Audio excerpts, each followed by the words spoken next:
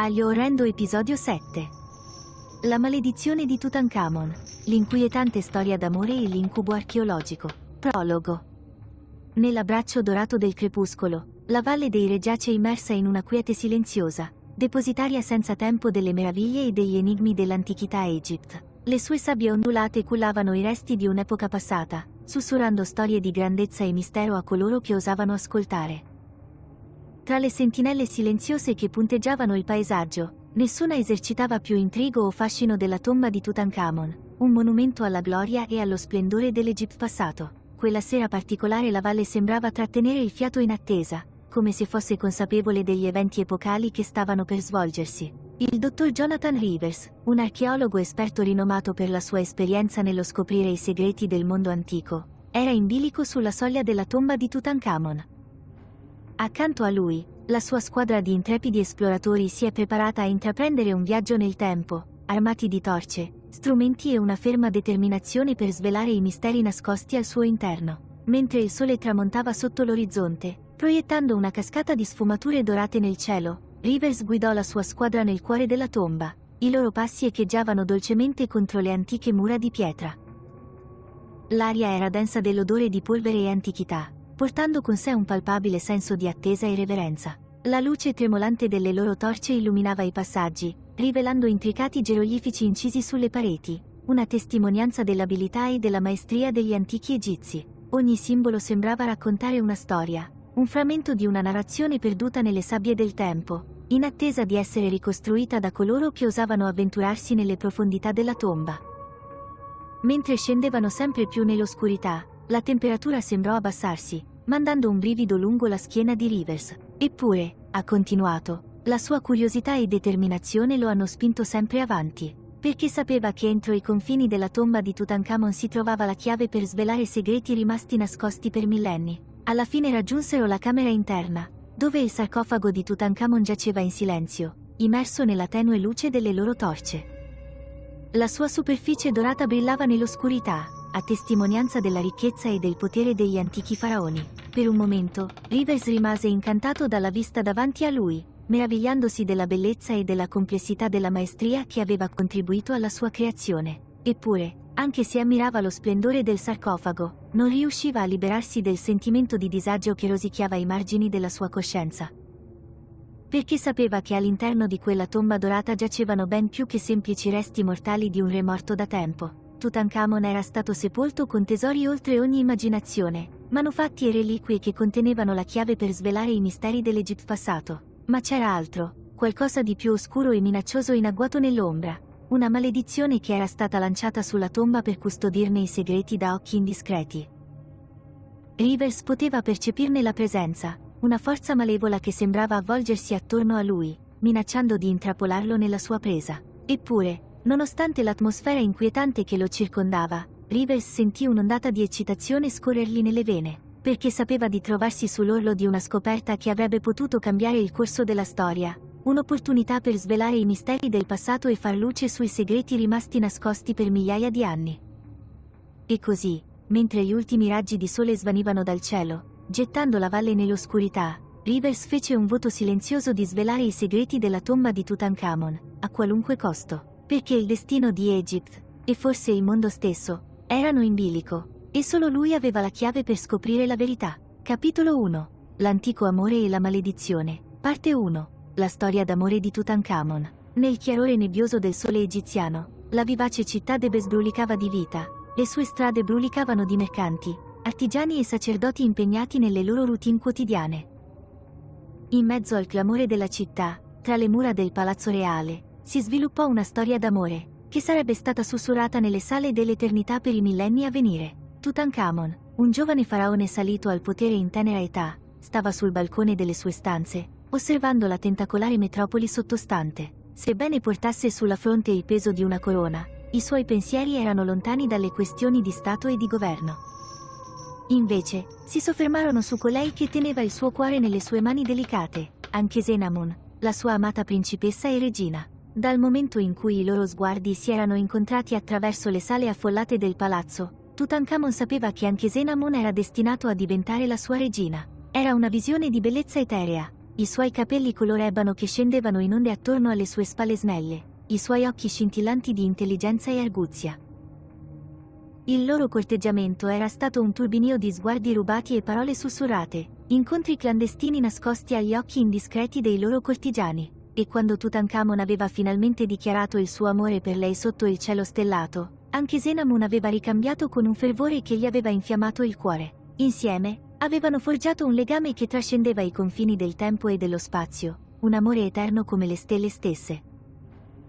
Nei momenti tranquilli che condividevano nell'opulenza del palazzo, Tutankhamon e Ankhesenamun si divertivano l'uno in compagnia dell'altro, le loro risate si mescolavano alle note della musica che echeggiava attraverso le sale, ma il loro era un amore non privo di prove e tribolazioni, poiché il regno di Tutankhamon era pieno di sfide e pericoli ad ogni angolo. L'ombra dell'eredità di suo padre incombeva su di lui, gettando una cappa di incertezza sul suo governo. E in agguato nell'ombra, invisibili e inascoltati, c'erano coloro che cercavano di minare la sua autorità e rivendicare il trono per se stessi. Eppure, nonostante tutto, Tutankhamon e Ankhesenamun rimasero uniti, il loro amore un faro di speranza in un mondo avvolto nell'oscurità. Insieme, hanno affrontato i loro nemici e superato le tempeste che minacciavano di distruggerli, e il loro legame diventava sempre più forte ogni giorno che passava.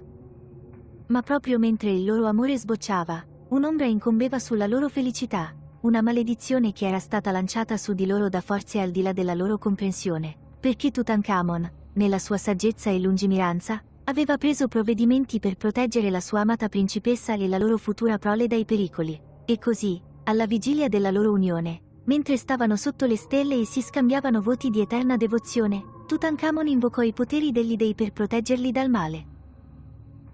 Lanciò una maledizione sulle loro tombe, un potente incantesimo che avrebbe assicurato che le loro anime rimanessero legate insieme per tutta l'eternità, fuori dalla portata delle mani mortali. Non sapevano la vera portata della maledizione che avevano invocato, né gli orrori che si sarebbero scatenati nella sua scia. Infatti, nel tentativo di proteggere il loro amore, Tutankhamon e Ankhesenamun avevano inconsapevolmente messo in moto una catena di eventi che avrebbero riecheggiato negli annali della storia, plasmando il destino dell'Egitto e di tutti coloro che abitavano entro i suoi confini.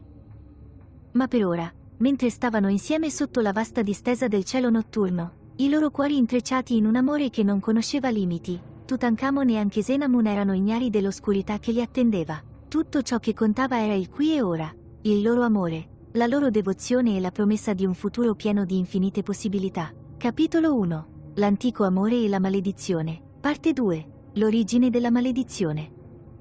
Mentre il sole tramontava sotto l'orizzonte, illuminando il cielo con sfumature arancioni e cremisi, Tutankhamon e Ankhesenamun si trovavano insieme nelle sacre stanze del palazzo, con il cuore pesante per il peso del loro destino imminente. Intorno a loro, le torce tremolanti proiettavano ombre danzanti sulle pareti, conferendo un'aria di solennità allo svolgimento. Con un senso di determinazione nato dall'amore e dal dovere, Tutankhamon si rivolse alla sua amata principessa, i suoi occhi accesi di un fuoco interiore.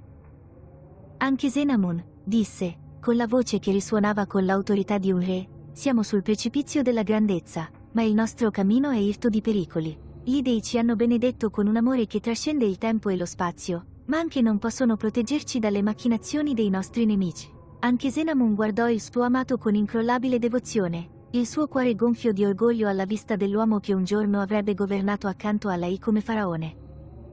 Mio signore, rispose, con voce dolce ma risoluta, insieme siamo più forti di qualsiasi nemico che osa sfidarci. Con te al mio fianco, non temo nessuna oscurità, perché il nostro amore sarà un faro che ci guiderà attraverso la tempesta. E così, con i cuori intrecciati in un legame che non avrebbe mai potuto essere spezzato, Tutankhamon e Ankhesenamun iniziarono a tessere i fili del destino che li avrebbero legati insieme per tutta l'eternità.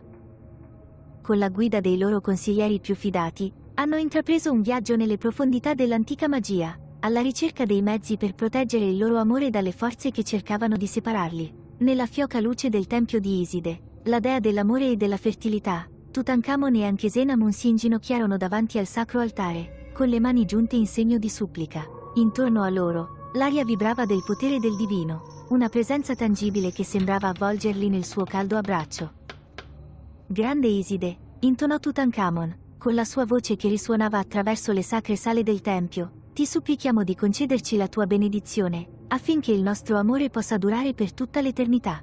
proteggici dai mali che si nascondono nell'ombra, e proteggi le nostre anime dal male, ora e per sempre. Anche Senamun aggiunse la propria voce alla sua, le sue parole erano una preghiera sussurrata che echeggiò nel silenzio del tempio.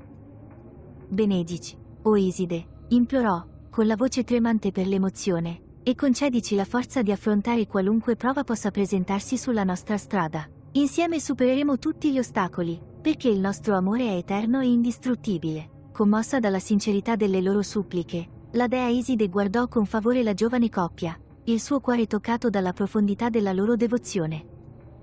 Con un gesto della mano, invocò i poteri degli antichi dei, tessendo una barriera protettiva attorno a Tutankhamon e anche Senamun che li avrebbe protetti dai danni per tutta l'eternità. E così, quando emersero dal tempio, immersi nella luce dorata del sole al tramonto, Tutankhamon e anche Senamun seppero che il loro amore sarebbe stato suggellato per sempre dai vincoli della magia e del destino, ma non si rendevano conto della reale portata del potere che avevano scatenato, né delle conseguenze che ne sarebbero seguite.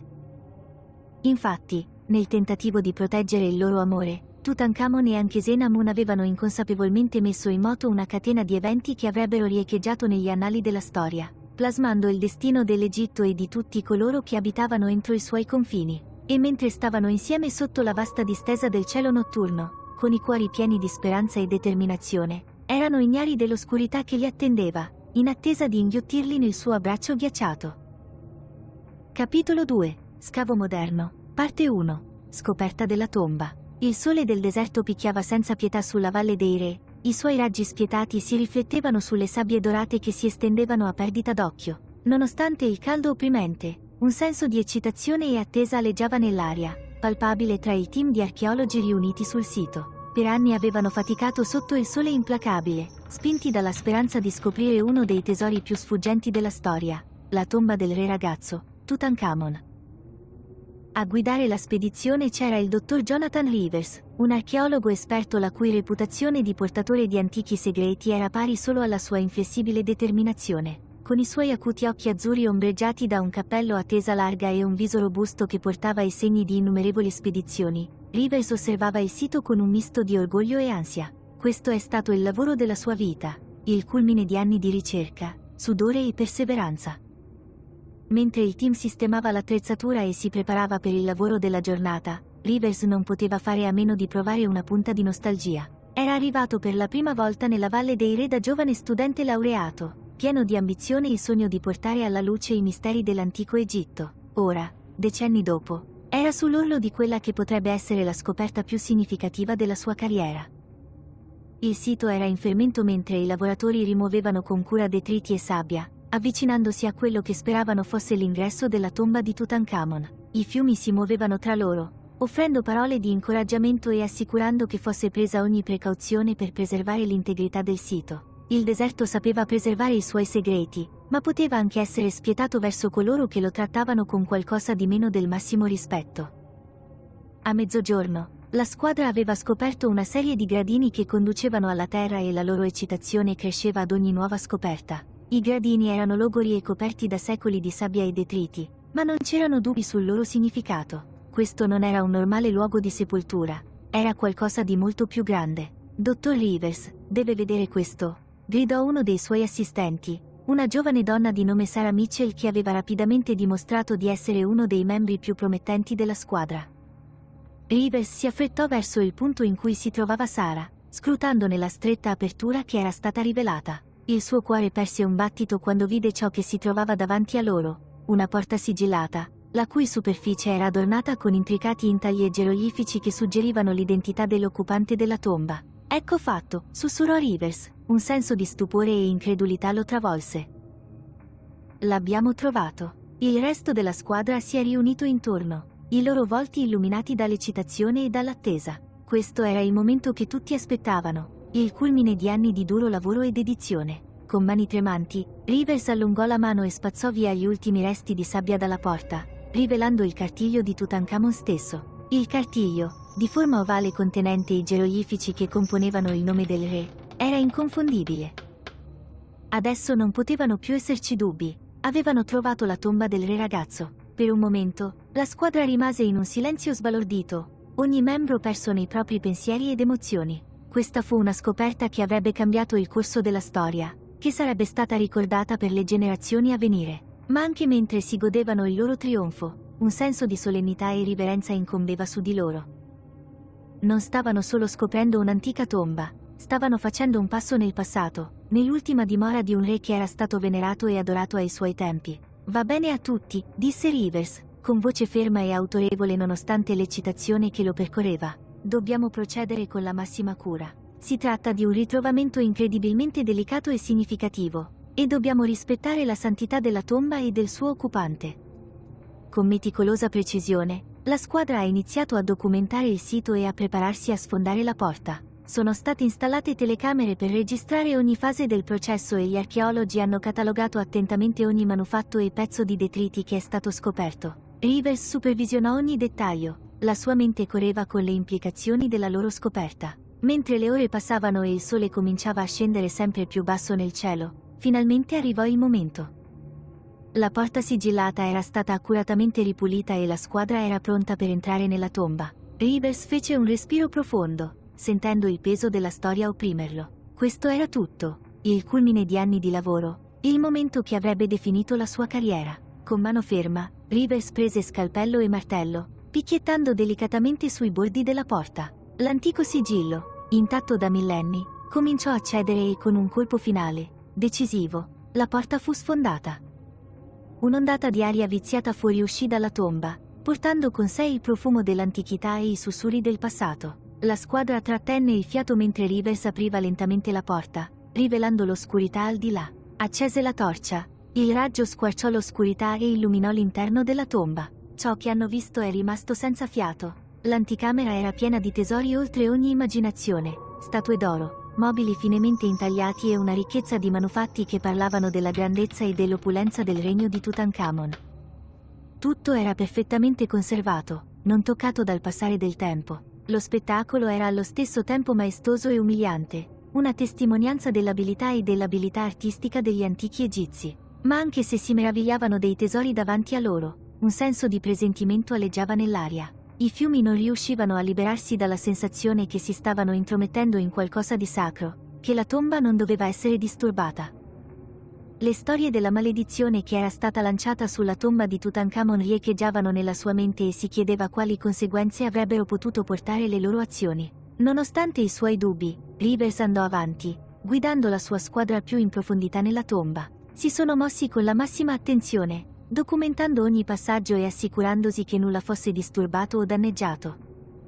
Mentre esploravano l'anticamera e il suo contenuto, Rivers non poté fare a meno di rimanere colpito dalla vastità della loro scoperta. Si trattava di una scoperta irripetibile, che avrebbe cambiato per sempre la loro comprensione dell'antico Egitto. Mentre si avvicinavano al santuario interno della tomba, il senso di riverenza e stupore non faceva che crescere. Le pareti erano adornate con elaborati murales raffiguranti scene della vita di Tutankhamon e del viaggio nell'aldilà, i loro colori vibranti e freschi come il giorno in cui furono dipinti.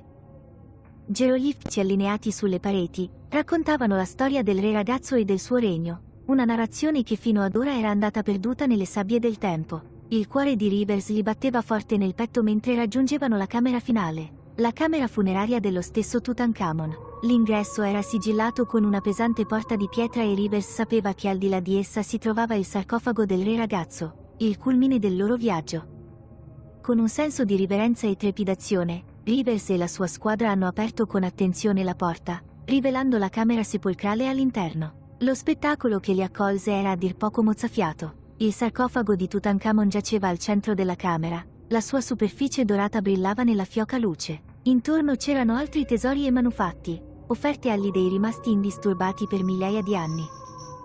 Rivers si avvicinò al sarcofago con un misto di stupore e reverenza, la sua mente correva con le implicazioni della loro scoperta. Questo era il luogo di riposo finale di Tutankhamon, un re che era stato venerato e adorato ai suoi tempi. L'aria nella camera era densa del peso della storia e Rivers sentiva un profondo senso di responsabilità nell'onorare la memoria del re ragazzo e delle persone che avevano costruito questa magnifica tomba.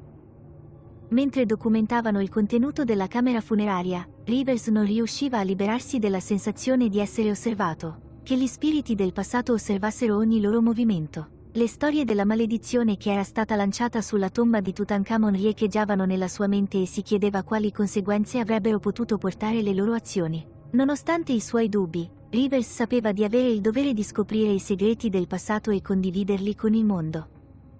Questa è stata un'opportunità irripetibile, un'opportunità per svelare i misteri dell'antico Egitto e far luce sulla vita e l'eredità di Tutankhamon. Mentre le ore passavano e il sole cominciava a sorgere, proiettando una luce dorata sulla valle, Rivers e il suo team continuarono il loro lavoro, spinti dall'entusiasmo e dal significato della loro scoperta. Sapevano che il mondo avrebbe guardato, in attesa di apprendere i segreti che erano stati nascosti nella tomba per millenni.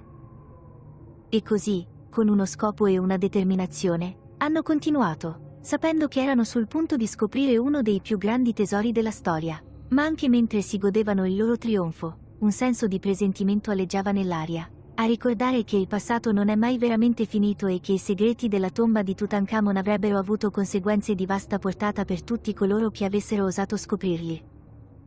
Capitolo 2. Scavi moderni, parte 2. Iniziano i disturbi e le infestazioni. Mentre il bagliore dorato del sole nascente inondava la Valle dei Re, l'euforia della scoperta del giorno precedente aleggiava ancora nell'aria. Il dottor Jonathan Rivers e il suo team avevano fatto notizia in tutto il mondo con la loro scoperta rivoluzionaria, la tomba di Tutankhamon, intatta per millenni e ricca di tesori che raccontavano la storia della vita e del regno del re ragazzo. Tuttavia, mentre si preparavano a continuare il loro lavoro, un senso di disagio cominciò a insinuarsi, gettando un'ombra sul loro monumentale risultato. L'eccitazione per la scoperta della camera funeraria e del suo inestimabile contenuto aveva spinto la squadra ad andare avanti per tutta la notte, ma ora, alla luce del giorno, il peso delle loro azioni cominciava a gravare su di loro. Le antiche storie di maledizioni e infestazioni associate alla tomba di Tutankhamon riecheggiavano nelle loro menti, non più liquidate come mera superstizione.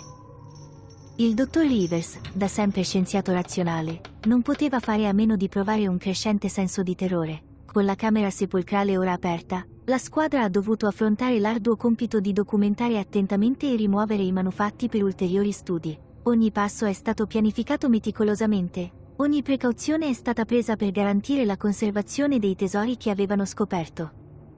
Tuttavia, quando iniziarono il loro lavoro, iniziarono a verificarsi strani eventi, ognuno più inquietante del precedente. Tutto è iniziato con le luci tremolanti. I potenti fari che erano stati installati per illuminare l'interno della tomba iniziarono a tremolare e ad affievolirsi, proiettando ombre inquietanti che danzavano attraverso le pareti. Le apparecchiature elettriche, tutte all'avanguardia e accuratamente testate, sembravano inspiegabilmente funzionare male.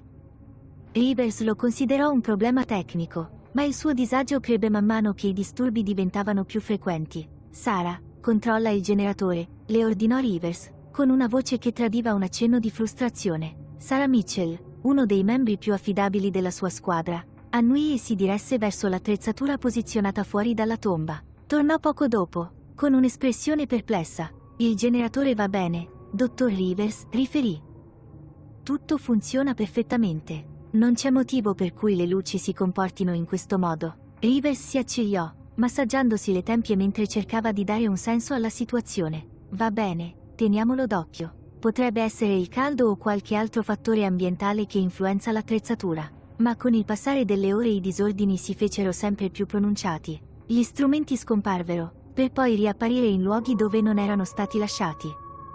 La temperatura all'interno della tomba sembrava fluttuare selvaggiamente, nonostante il caldo costante del deserto all'esterno. Sussurri, appena udibili ma inconfondibili, echeggiavano nelle stanze, facendo venire i brividi lungo la schiena di coloro che li sentivano. Uno dopo l'altro, i membri della squadra iniziarono a riferire strani sogni e visioni inquietanti. Sara confidò a Rivers di aver sognato una giovane donna vestita con abiti dell'antico Egitto, i suoi occhi pieni di dolore e disperazione. La donna l'aveva raggiunta, sussurrando parole in una lingua che Sara non capiva, ma il senso di urgenza e disperazione era chiaro. Non riesco a spiegarlo, dottoressa Rivers, disse Sara, con la voce tremante. Sembrava così reale, come se lei fosse proprio lì con me. Mi sono svegliato con la sensazione di essere stato toccato da qualcosa, qualcuno, del passato. Rivers ascoltava attentamente, il suo sonno tormentato da sogni simili.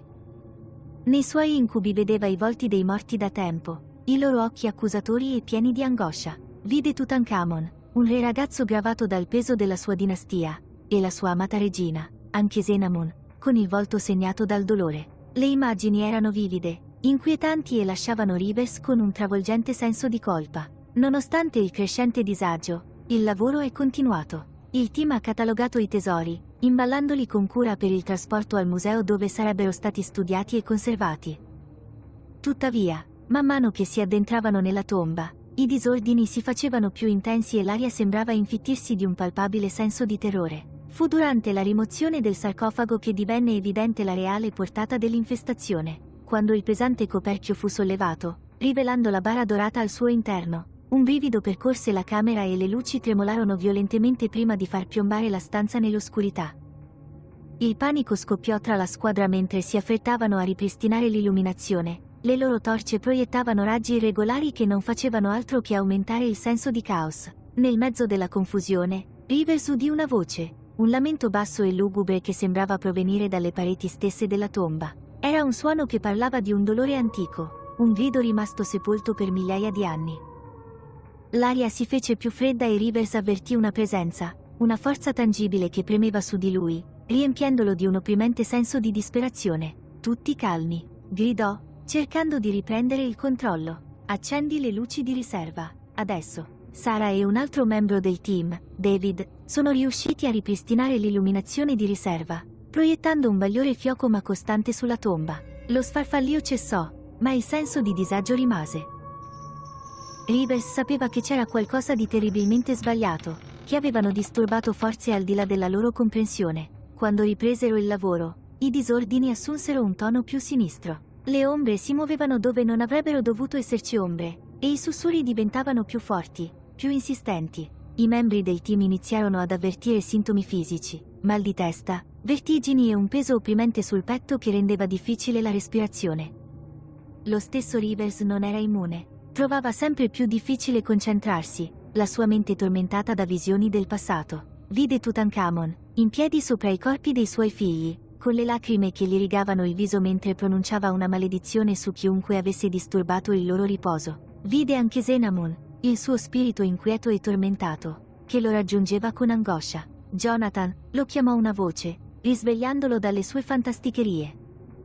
Si voltò per vedere la dottoressa Emily Carter, l'esperta di lingue antiche del team e una stretta collega. Il suo viso era pallido, gli occhi spalancati per la paura. «Cosa c'è, Emily?» chiese, cercando di mantenere la voce ferma. «Sto traducendo le iscrizioni che abbiamo trovato sul sarcofago», disse con voce tremante. «Raccontano di una maledizione lanciata dallo stesso Tutankhamon. Non è solo un avvertimento, è un appello alla pace. Ha maledetto chiunque avesse disturbato la tomba, ma è più di questo. Era disperato nel proteggere la sua famiglia, per mantenere la loro gli spiriti sono in pace. Penso che dobbiamo fermarci». Rivers sentì un brivido corrergli lungo la schiena. Aveva sempre liquidato le storie di maledizioni come mere superstizioni, ma ora, di fronte alle prove davanti a lui, non poteva ignorare la possibilità che avessero scatenato qualcosa ben oltre il loro controllo. «Stai suggerendo di abbandonare gli scavi?» chiese, la sua voce appena al di sopra di un sussurro. Emily annui, con espressione grave. «Penso che dobbiamo tenerne conto, Jonathan. Qualunque cosa stia succedendo qui, non è naturale. Dobbiamo rispettare i desideri dei morti e lasciare questo posto indisturbato». Rivers fece un respiro profondo, alle prese con l'enormità della decisione che aveva davanti. Abbandonare gli scavi significherebbe lasciarsi alle spalle un tesoro di storia, ma continuare potrebbe significare mettere in pericolo la sua squadra e disturbare il resto degli antichi morti. Mentre valutava le sue opzioni, un'altra voce echeggiò nella camera, una voce che sembrava provenire da ogni parte e da nessuna parte allo stesso tempo. Era una voce piena di dolore e rabbia, una voce che parlava di dolore e perdita. «Lascia questo posto», sussurrò, le parole che risuonavano nella camera. «Lasciateci al nostro riposo, o ne pagherete le conseguenze». La squadra rimase immobile, i volti segnati dalla paura. Rivers sentì la sua determinazione vacillare, il peso della storia che gravava su di lui. Sapeva che dovevano fare una scelta, e in fretta. «Tutti raccogliete le vostre cose», disse, con voce ferma nonostante il tumulto interiore. Partivano. La squadra si è mossa rapidamente, imballando l'attrezzatura e preparandosi a liberare la tomba. Mentre risalivano in superficie, i disturbi sembravano seguirli, L'aria diventava più fredda e i sussurri più insistenti. Una volta fuori, il peso opprimente si è alleviato e la squadra ha tirato un sospiro di sollievo collettivo. Rivers guardò indietro verso l'ingresso della tomba. La sua mente correva con le implicazioni di ciò che avevano vissuto. Jonathan, e adesso? Chiese Sara, con la voce tremante. Riportiamo i nostri risultati e ci consultiamo con le autorità, ha risposto Rivers. Dobbiamo garantire che la tomba sia protetta e che rispettiamo la volontà dei morti. Non è finita qui, ma dobbiamo procedere con cautela. Mentre tornavano al campo, Rivers non riusciva a scrollarsi di dosso la sensazione di aver solo scalfito la superficie dei misteri che si celavano nella tomba di Tutankhamon. L'infestazione ricordava il potere del passato, una forza che richiedeva rispetto e riverenza. E mentre il sole tramontava sulla Valle dei Re, proiettando lunghe ombre sull'antico paesaggio, Rivers sapeva che il loro viaggio era lungi dall'essere finito. L'infestazione era appena iniziata e la vera portata della maledizione doveva ancora essere rivelata. Capitolo 3. Svelare la maledizione. Parte 1. Infestazioni sempre più intense. Il caldo opprimente del deserto aveva lasciato il posto alla notte fresca e tranquilla, ma per il dottor Jonathan Rivers e il suo team l'atmosfera rimaneva densa di tensione e disagio. La squadra si era ritirata nel campo base, un insieme improvvisato di tende e attrezzature alla periferia della Valle dei Re. Nonostante la temporanea tregua dai confini della tomba, il senso di terrore persisteva, come se gli antichi spiriti che avevano disturbato si rifiutassero di essere lasciati indietro. Mentre la notte si faceva più profonda, gli archeologi si riunirono nella tenda centrale, con i lembi aperti verso le stelle in alto. La fioca luce delle lanterne proietta lunghe ombre, le loro fiamme tremolanti creano un'atmosfera quasi eterea. La dottoressa Emily Carter, la loro esperta di lingue antiche, aveva studiato attentamente i suoi appunti, cercando di decifrare l'intera portata della maledizione che era stata posta sulla tomba di Tutankhamon. Dobbiamo discutere di quello che è successo oggi, iniziò Jonathan, con voce ferma ma che portava il peso della loro ansia collettiva. I disordini nella tomba, le voci. Emily, cosa hai trovato?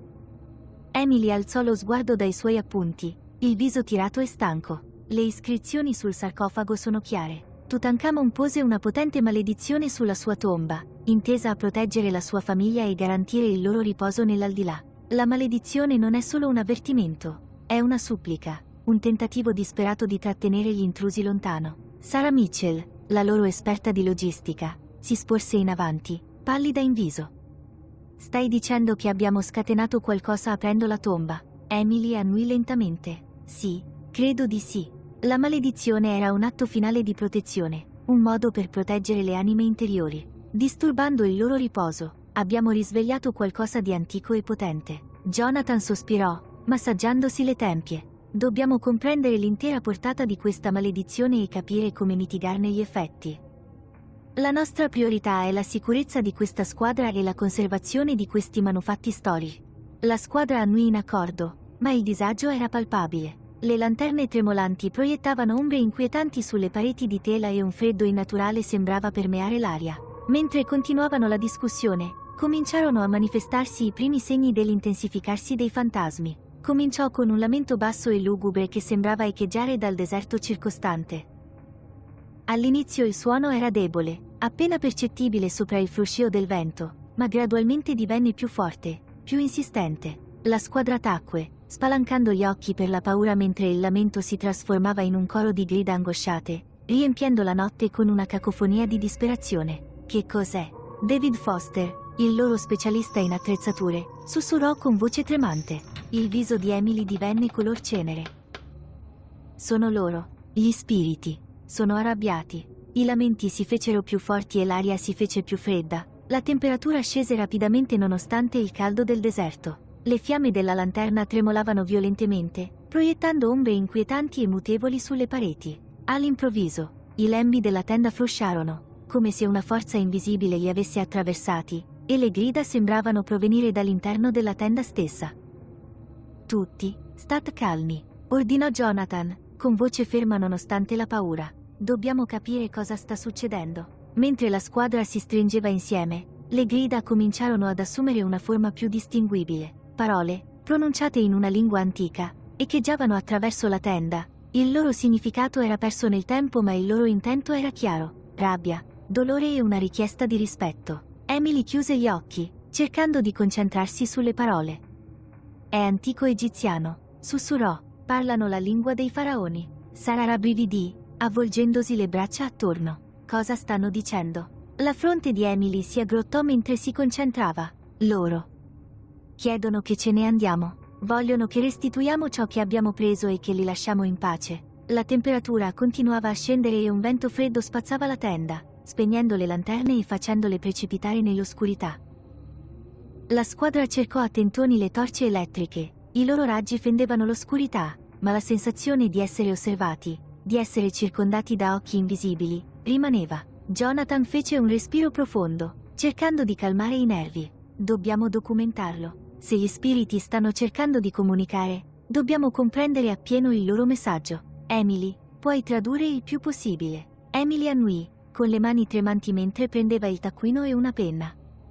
Iniziò a trascrivere le parole, mentre la sua mente correva per tenere il passo con l'antica lingua. Le grida e i sussurri continuavano, riempiendo la notte con la loro presenza inquietante. Mentre Emily lavorava, il resto della squadra si stringeva insieme, con gli occhi che saettavano intorno alla tenda come se si aspettassero di vedere gli spiriti manifestarsi davanti a loro. Il freddo si faceva più intenso e la sensazione di essere osservati diventava quasi insopportabile. All'improvviso i lamenti cessarono, sostituiti da un silenzio inquietante che era ancora più inquietante. La squadra ha trattenuto il fiato, in attesa della prossima manifestazione. Qualche istante dopo, parlò una voce dolce e triste, con un tono pieno di dolore. Restituisci ciò che hai preso, o subisci la nostra ira. Le parole erano chiare, pronunciate in un inglese con accento, e facevano venire i brividi lungo la schiena a tutti nella tenda. La voce sembrava echeggiare tatti intorno a loro, come se le pareti stesse parlassero. La mente di Jonathan correva. Dovevano trovare un modo per comunicare con gli spiriti, per comprendere le loro richieste e trovare un modo per placarli. Ma come? Emily, puoi provare a parlare con loro, chiese, con la voce tesa. Emily annui, con la gola secca. Si schiarì la gola e parlò in antico egiziano, con la voce tremante. Ti ascoltiamo. Desideriamo comprendere il tuo messaggio. Per favore, dici cosa vuoi. Per un attimo ci fu solo silenzio. Allora rispose la voce dolente, con un tono più insistente. Restituisci i bambini al loro padre. Solo allora la pace sarà ristabilita. Emily tradusse il messaggio per la squadra, con voce tremante. Vogliono che riportiamo le mummie dei bambini alla tomba del padre. È l'unico modo per riportare la pace. Jonathan annui, con la mente che correva. Dobbiamo agire rapidamente. David, Sara, iniziate a preparare l'attrezzatura. Emily, documentate tutto. Dobbiamo assicurarci di seguire esattamente le loro istruzioni. La squadra entrò in azione, la paura mitigata dall'urgenza del compito. Raccolsero le loro attrezzature e tornarono alla tomba. L'opprimente senso di paura li seguiva ad ogni passo del cammino. Giunti all'ingresso, la temperatura scese ancora di più, e i lamenti ripresero, riempiendo la notte con le loro grida dolorose. La squadra scese nella tomba, le torce proiettavano ombre inquietanti sulle pareti. L'aria era densa di un senso di antico potere, una forza che sembrava schiacciarli, spingendoli a sbrigarsi. Raggiunsero la camera sepolcrale, dove giacevano i sarcofagi dei bambini. La stanza era piena di un palpabile senso di dolore, come se le pietre stesse piangessero per le anime perdute al loro interno. Jonathan e la sua squadra sollevarono con cautela i sarcofagi, con movimenti lenti e deliberati, come se qualsiasi azione improvvisa potesse provocare ulteriormente gli spiriti. Mentre riportavano i sarcofagi nella camera principale, i lamenti si fecero più forti, più insistenti.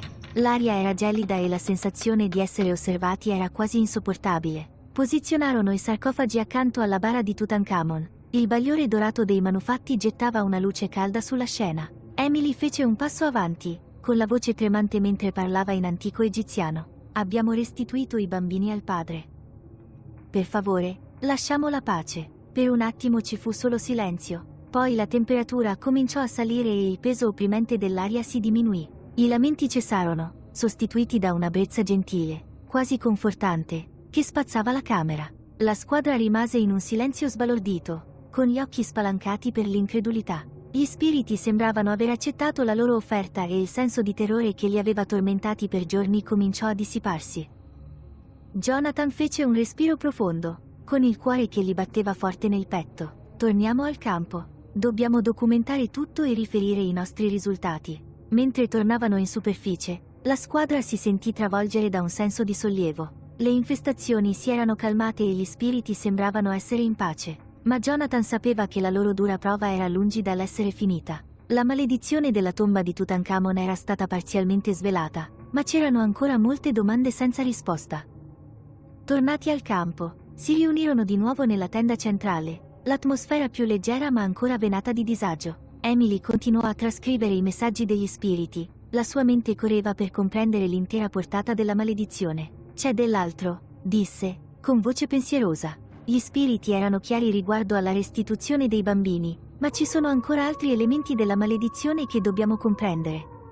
Dobbiamo effettuare ulteriori ricerche, per scoprire la storia completa della famiglia di Tutankhamon e le ragioni dietro la maledizione. Jonathan annui, la sua mente già piena di possibilità. D'accordo. Dobbiamo affrontare la questione con cautela e rispetto. Gli spiriti ci hanno dato un avvertimento e dobbiamo ascoltarlo. Il team ha trascorso il resto della notte documentando le proprie esperienze, la paura temperata da un rinnovato senso di scopo. Sapevano di avere a che fare con forze che andavano oltre la loro comprensione, ma erano determinati a scoprire la verità e trovare un modo per proteggere sia i vivi che i morti. Quando le prime luci dell'alba irruppero nel deserto, proiettando un bagliore dorato sulla Valle dei Re, Jonathan e il suo team si prepararono per la fase successiva del loro viaggio. Le apparizioni si erano intensificate, rivelatrici.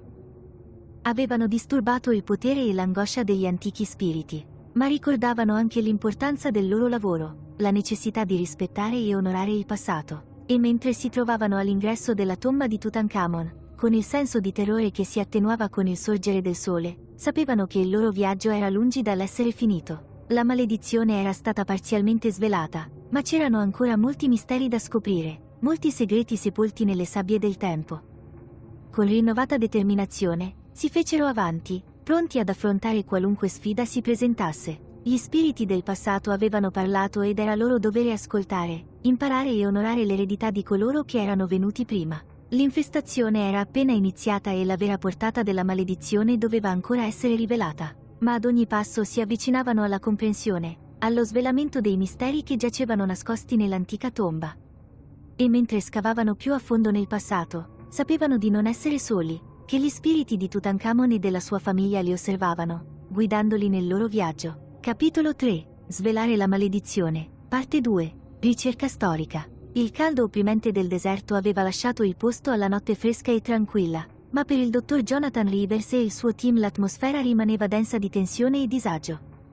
La squadra si era ritirata nel campo base, un insieme improvvisato di tende e attrezzature alla periferia della Valle dei Re. Nonostante la temporanea tregua dai confini della tomba, il senso di terrore persisteva, come se gli antichi spiriti che avevano disturbato si rifiutassero di essere lasciati indietro. Mentre la notte si faceva più profonda, gli archeologi si riunirono nella tenda centrale, con i lembi aperti verso le stelle in alto. La fioca luce delle lanterne proietta lunghe ombre, le loro fiamme tremolanti creano un'atmosfera quasi eterea. La dottoressa Emily Carter, la loro esperta di lingue antiche, aveva studiato attentamente i suoi appunti, cercando di decifrare l'intera portata della maledizione che era stata posta sulla tomba di Tutankhamon. Dobbiamo discutere di quello che è successo oggi, iniziò Jonathan, con voce ferma ma che portava il peso della loro ansia collettiva.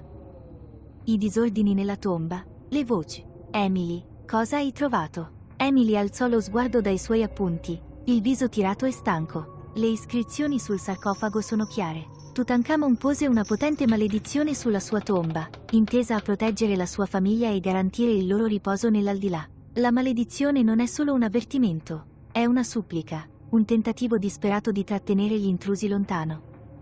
Sarah Mitchell, la loro esperta di logistica, si sporse in avanti, pallida in viso. Stai dicendo che abbiamo scatenato qualcosa aprendo la tomba? Emily annui lentamente. Sì. Credo di averlo fatto. La maledizione era un atto finale di protezione, un modo per proteggere le anime interiori. Disturbando il loro riposo, abbiamo risvegliato qualcosa di antico e potente. Jonathan sospirò, massaggiandosi le tempie. Dobbiamo comprendere l'intera portata di questa maledizione e capire come mitigarne gli effetti. La nostra priorità è la sicurezza di questa squadra e la conservazione di questi manufatti storici. La squadra annui in accordo, ma il disagio era palpabile. Le lanterne tremolanti proiettavano ombre inquietanti sulle pareti di tela e un freddo innaturale sembrava permeare l'aria. Mentre continuavano la discussione, cominciarono a manifestarsi i primi segni dell'intensificarsi dei fantasmi. Cominciò con un lamento basso e lugubre che sembrava echeggiare dal deserto circostante.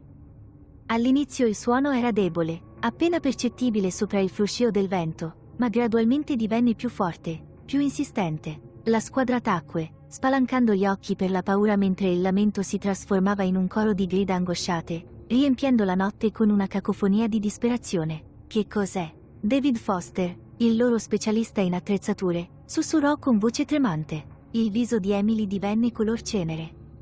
Sono loro, gli spiriti. Sono arrabbiati. I lamenti si fecero più forti e l'aria si fece più fredda. La temperatura scese rapidamente nonostante il caldo del deserto. Le fiamme della lanterna tremolavano violentemente, proiettando ombre inquietanti e mutevoli sulle pareti. All'improvviso, i lembi della tenda frusciarono, come se una forza invisibile li avesse attraversati, e le grida sembravano provenire dall'interno della tenda stessa. Tutti, state calmi, ordinò Jonathan, con voce ferma nonostante la paura. Dobbiamo capire cosa sta succedendo. Mentre la squadra si stringeva insieme, le grida cominciarono ad assumere una forma più distinguibile. Parole, pronunciate in una lingua antica, echeggiavano attraverso la tenda. Il loro significato era perso nel tempo ma il loro intento era chiaro. Rabbia, dolore e una richiesta di rispetto. Emily chiuse gli occhi, cercando di concentrarsi sulle parole. È antico egiziano, sussurrò, parlano la lingua dei faraoni. Sara rabbrividì, avvolgendosi le braccia attorno. Cosa stanno dicendo? La fronte di Emily si aggrottò mentre si concentrava. Loro chiedono che ce ne andiamo. Vogliono che restituiamo ciò che abbiamo preso e che li lasciamo in pace. La temperatura continuava a scendere e un vento freddo spazzava la tenda, spegnendo le lanterne e facendole precipitare nell'oscurità. La squadra cercò a tentoni le torce elettriche. I loro raggi fendevano l'oscurità, ma la sensazione di essere osservati, di essere circondati da occhi invisibili, rimaneva. Jonathan fece un respiro profondo, cercando di calmare i nervi. Dobbiamo documentarlo. Se gli spiriti stanno cercando di comunicare, dobbiamo comprendere appieno il loro messaggio. Emily, puoi tradurre il più possibile. Emily annui, con le mani tremanti mentre prendeva il taccuino e una penna. Iniziò a trascrivere le parole, mentre la sua mente correva per tenere il passo con l'antica lingua. Le grida e i sussurri continuavano, riempiendo la notte con la loro presenza inquietante. Mentre Emily lavorava, il resto della squadra si stringeva insieme, con gli occhi che saettavano intorno alla tenda come se si aspettassero di vedere gli spiriti manifestarsi davanti a loro. Il freddo si faceva più intenso e la sensazione di essere osservati diventava quasi insopportabile. All'improvviso i lamenti cessarono, sostituiti da un silenzio inquietante che era ancora più inquietante. La squadra ha trattenuto il fiato, in attesa della prossima manifestazione. Qualche istante dopo, parlò una voce dolce e triste, con un tono pieno di dolore. Restituisci ciò che hai preso, o subisci la nostra ira. Le parole erano chiare, pronunciate in un inglese con accento, e facevano venire i brividi lungo la schiena a tutti nella tenda. La voce sembrava echeggiare tatti intorno a loro, come se le pareti stesse parlassero. La mente di Jonathan correva. Dovevano trovare un modo per comunicare con gli spiriti, per comprendere le loro richieste e trovare un modo per placarli. Ma come? Emily, puoi provare a parlare con loro, chiese, con la voce tesa. Emily annui, con la gola secca. Si schiarì la gola e parlò in antico egiziano, con la voce tremante. Ti ascoltiamo. Desideriamo comprendere il tuo messaggio. Per favore, dici cosa vuoi. Per un attimo ci fu solo silenzio. Allora rispose la voce dolente, con un tono più insistente. Restituisci i bambini al loro padre. Solo allora la pace sarà ristabilita. Emily tradusse il messaggio per la squadra, con voce tremante. Vogliono che riportiamo le mummie dei bambini alla tomba del padre. È l'unico modo per riportare la pace. Jonathan annui, con la mente che correva. Dobbiamo agire rapidamente. David, Sara, iniziate a preparare l'attrezzatura. Emily, documentate tutto. Dobbiamo assicurarci di seguire esattamente le loro istruzioni. La squadra entrò in azione, la paura mitigata dall'urgenza del compito. Raccolsero le loro attrezzature e tornarono alla tomba. L'opprimente senso di paura li seguiva ad ogni passo del cammino. Giunti all'ingresso, la temperatura scese ancora di più, e i lamenti ripresero, riempiendo la notte con le loro grida dolorose. La squadra scese nella tomba, le torce proiettavano ombre inquietanti sulle pareti. L'aria era densa di un senso di antico potere, una forza che sembrava schiacciarli, spingendoli a sbrigarsi. Raggiunsero la camera sepolcrale, dove giacevano i sarcofagi dei bambini. La stanza era piena di un palpabile senso di dolore, come se le pietre stesse piangessero per le anime perdute al loro interno. Jonathan e la sua squadra sollevarono con cautela i sarcofagi, con movimenti lenti e deliberati, come se qualsiasi azione improvvisa potesse provocare ulteriormente gli spiriti. Mentre riportavano i sarcofagi nella camera principale, i lamenti si fecero più forti, più insistenti. L'aria era gelida e la sensazione di essere osservati era quasi insopportabile. Posizionarono i sarcofagi accanto alla bara di Tutankhamon. Il bagliore dorato dei manufatti gettava una luce calda sulla scena. Emily fece un passo avanti, con la voce tremante mentre parlava in antico egiziano. Abbiamo restituito i bambini al padre. Per favore, lasciamo la pace. Per un attimo ci fu solo silenzio. Poi la temperatura cominciò a salire e il peso opprimente dell'aria si diminuì. I lamenti cessarono, sostituiti da una brezza gentile, quasi confortante, che spazzava la camera. La squadra rimase in un silenzio sbalordito, con gli occhi spalancati per l'incredulità. Gli spiriti sembravano aver accettato la loro offerta e il senso di terrore che li aveva tormentati per giorni cominciò a dissiparsi. Jonathan fece un respiro profondo, con il cuore che gli batteva forte nel petto. Torniamo al campo. Dobbiamo documentare tutto e riferire i nostri risultati. Mentre tornavano in superficie, la squadra si sentì travolgere da un senso di sollievo. Le infestazioni si erano calmate e gli spiriti sembravano essere in pace. Ma Jonathan sapeva che la loro dura prova era lungi dall'essere finita. La maledizione della tomba di Tutankhamon era stata parzialmente svelata, ma c'erano ancora molte domande senza risposta. Tornati al campo, si riunirono di nuovo nella tenda centrale, l'atmosfera più leggera ma ancora venata di disagio. Emily continuò a trascrivere i messaggi degli spiriti, la sua mente correva per comprendere l'intera portata della maledizione. C'è dell'altro, disse, con voce pensierosa. Gli spiriti erano chiari riguardo alla restituzione dei bambini, ma ci sono ancora altri elementi della maledizione che dobbiamo comprendere. Dobbiamo effettuare ulteriori ricerche, per scoprire la storia completa della famiglia di Tutankhamon e le ragioni dietro la maledizione. Jonathan annuì, la sua mente già piena di possibilità. D'accordo. Dobbiamo affrontare la questione con cautela e rispetto. Gli spiriti ci hanno dato un avvertimento e dobbiamo ascoltarlo. Il team ha trascorso il resto della notte documentando le proprie esperienze, la paura temperata da un rinnovato senso di scopo. Sapevano di avere a che fare con forze che andavano oltre la loro comprensione, ma erano determinati a scoprire la verità e trovare un modo per proteggere sia i vivi che i morti. Quando le prime luci dell'alba irruppero nel deserto, proiettando un bagliore dorato sulla Valle dei Re, Jonathan e il suo team si prepararono per la fase successiva del loro viaggio. Le apparizioni si erano intensificate, rivelando il potere e angoscia degli antichi spiriti che avevano disturbato, ma ricordavano anche l'importanza del loro lavoro, la necessità di rispettare e onorare il passato. E mentre si trovavano all'ingresso della tomba di Tutankhamon, con il senso di terrore che si attenuava con il sorgere del sole, sapevano che il loro viaggio era lungi dall'essere finito. La maledizione era stata parzialmente svelata, ma c'erano ancora molti misteri da scoprire, molti segreti sepolti nelle sabbie del tempo. Con rinnovata determinazione, si fecero avanti, pronti ad affrontare qualunque sfida si presentasse. Gli spiriti del passato avevano parlato ed era loro dovere ascoltare, imparare e onorare l'eredità di coloro che erano venuti prima. L'infestazione era appena iniziata e la vera portata della maledizione doveva ancora essere rivelata. Ma ad ogni passo si avvicinavano alla comprensione, allo svelamento dei misteri che giacevano nascosti nell'antica tomba.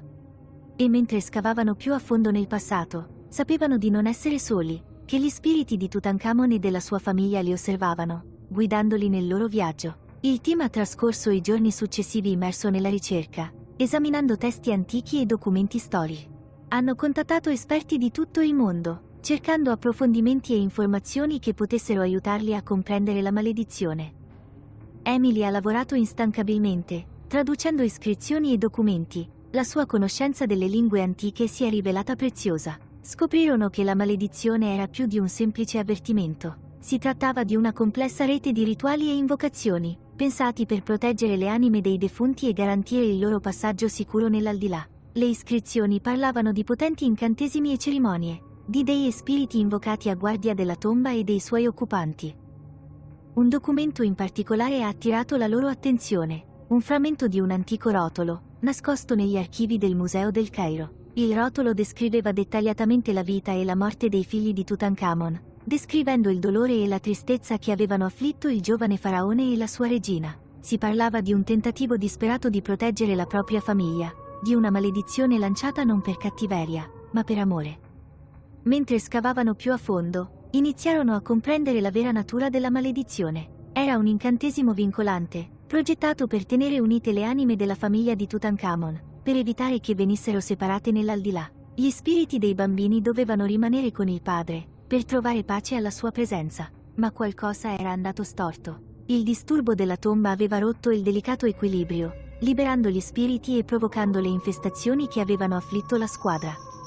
Gli spiriti erano perduti, la loro pace era andata in frantumi e si scatenavano nella loro angoscia. Jonathan e il suo team si resero conto che avevano bisogno di ristabilire l'equilibrio, di riunire le anime e garantire il loro passaggio sicuro nell'aldilà. Avevano bisogno di eseguire un rituale, una cerimonia che placasse gli spiriti e riportasse la pace nella tomba. La preparazione del rituale è stata meticolosa.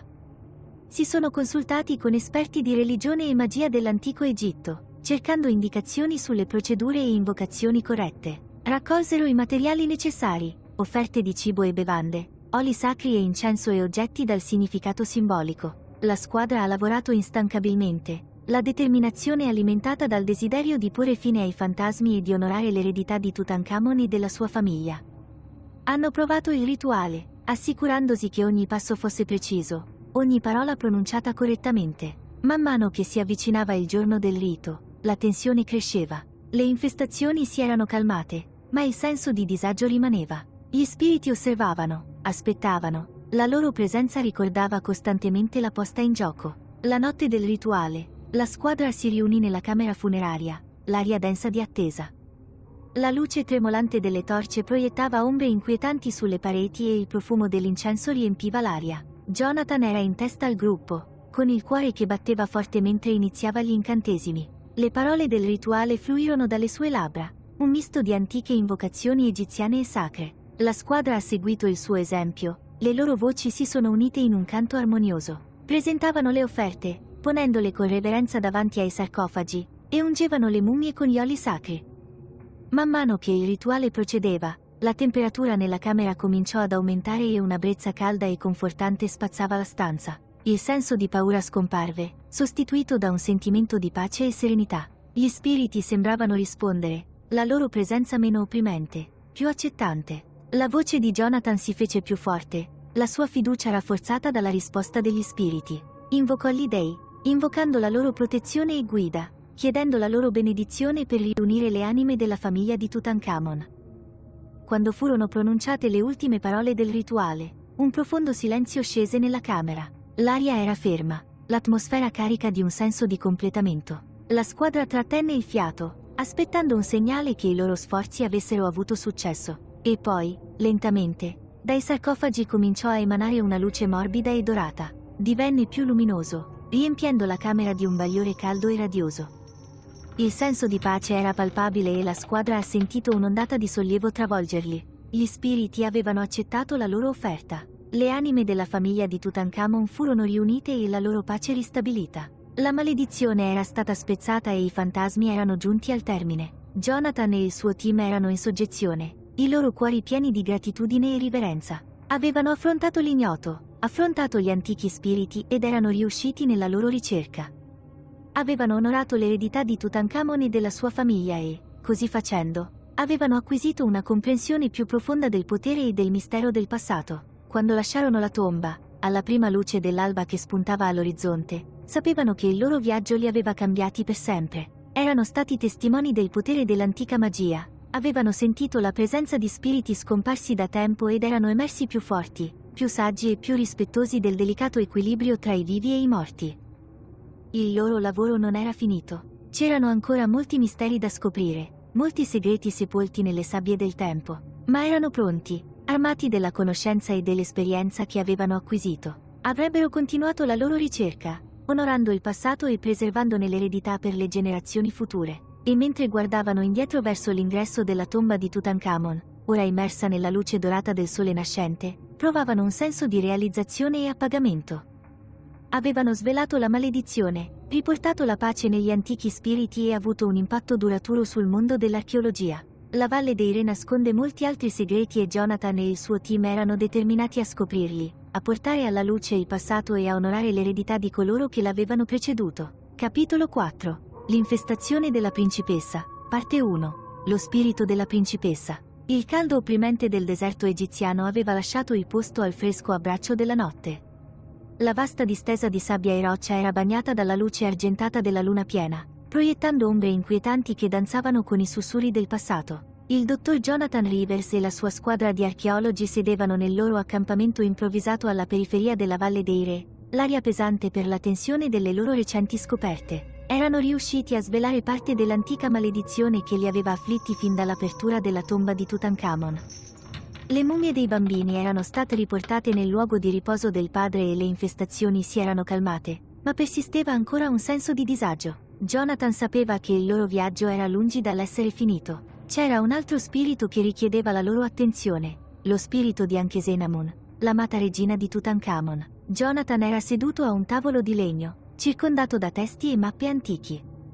La sua mente era un turbinio di pensieri mentre cercava di mettere insieme i restanti frammenti della maledizione. La luce tremolante delle lanterne proiettava lunghe ombre sulle pareti di tela della tenda, creando un'atmosfera quasi eterea. La notte era silenziosa, a parte il fruscio occasionale del vento del deserto. Jonathan, pensi che lo spirito della regina sia ancora inquieto? Chiese Emily Carter, la loro esperta di lingue antiche, mentre lo raggiungeva al tavolo.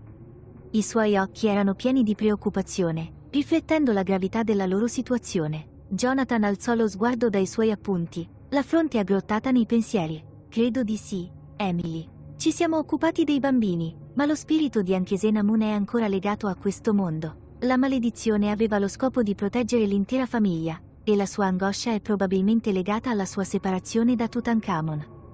David Foster, lo specialista dell'attrezzatura, è entrato nella tenda portando una pila di fotografie appena sviluppate dalle loro recenti esplorazioni. Potresti voler vedere queste, disse, spargendo le foto sul tavolo. Le immagini mostravano l'interno della tomba di Tutankhamon, concentrandosi sulle pareti finemente decorate e sui vari manufatti che avevano scoperto. Gli occhi di Jonathan furono attratti da una fotografia in particolare, un primo piano di un dipinto murale raffigurante Ankhesenamun.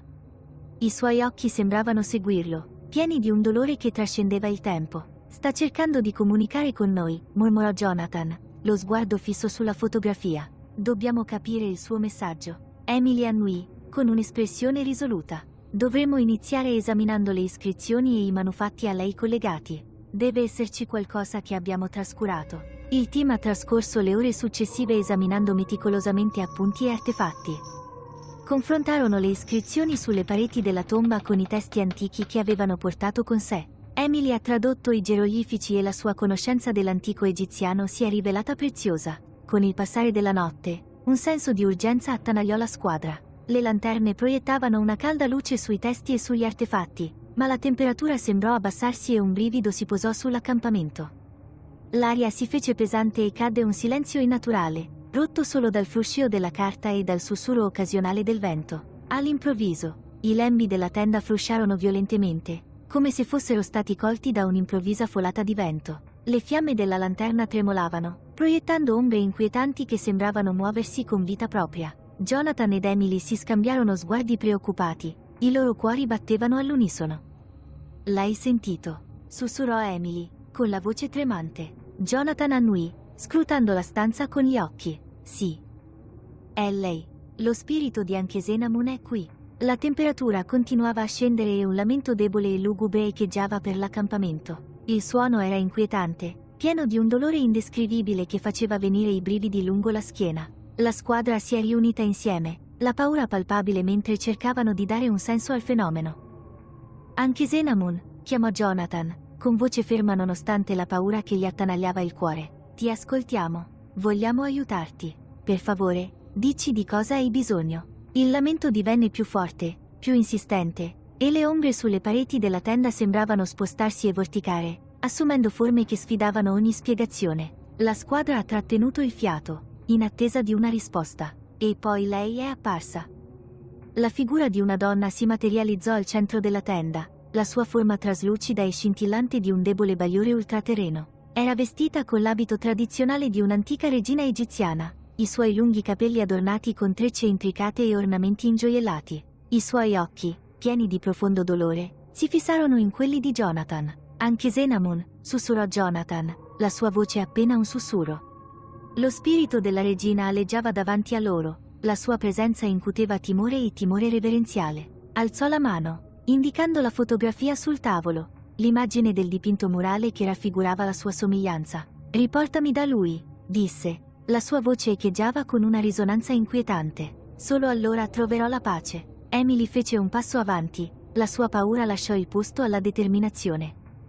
Lo faremo, anche Zenamun. Faremo tutto ciò che è in nostro potere per riunirti a Tutankhamon. Lo sguardo dello spirito si addolcì e, per un momento, il dolore nei suoi occhi sembrò attenuarsi. Lei annui, la sua forma luccicò prima di svanire lentamente nell'oscurità. La squadra rimase in un silenzio sbalordito, mentre la realtà del loro incontro veniva assorbita. Jonathan avvertì un'ondata di risolutezza. Adesso avevano una direttiva chiara: riunire lo spirito di Ankhesenamun con Tutankhamon.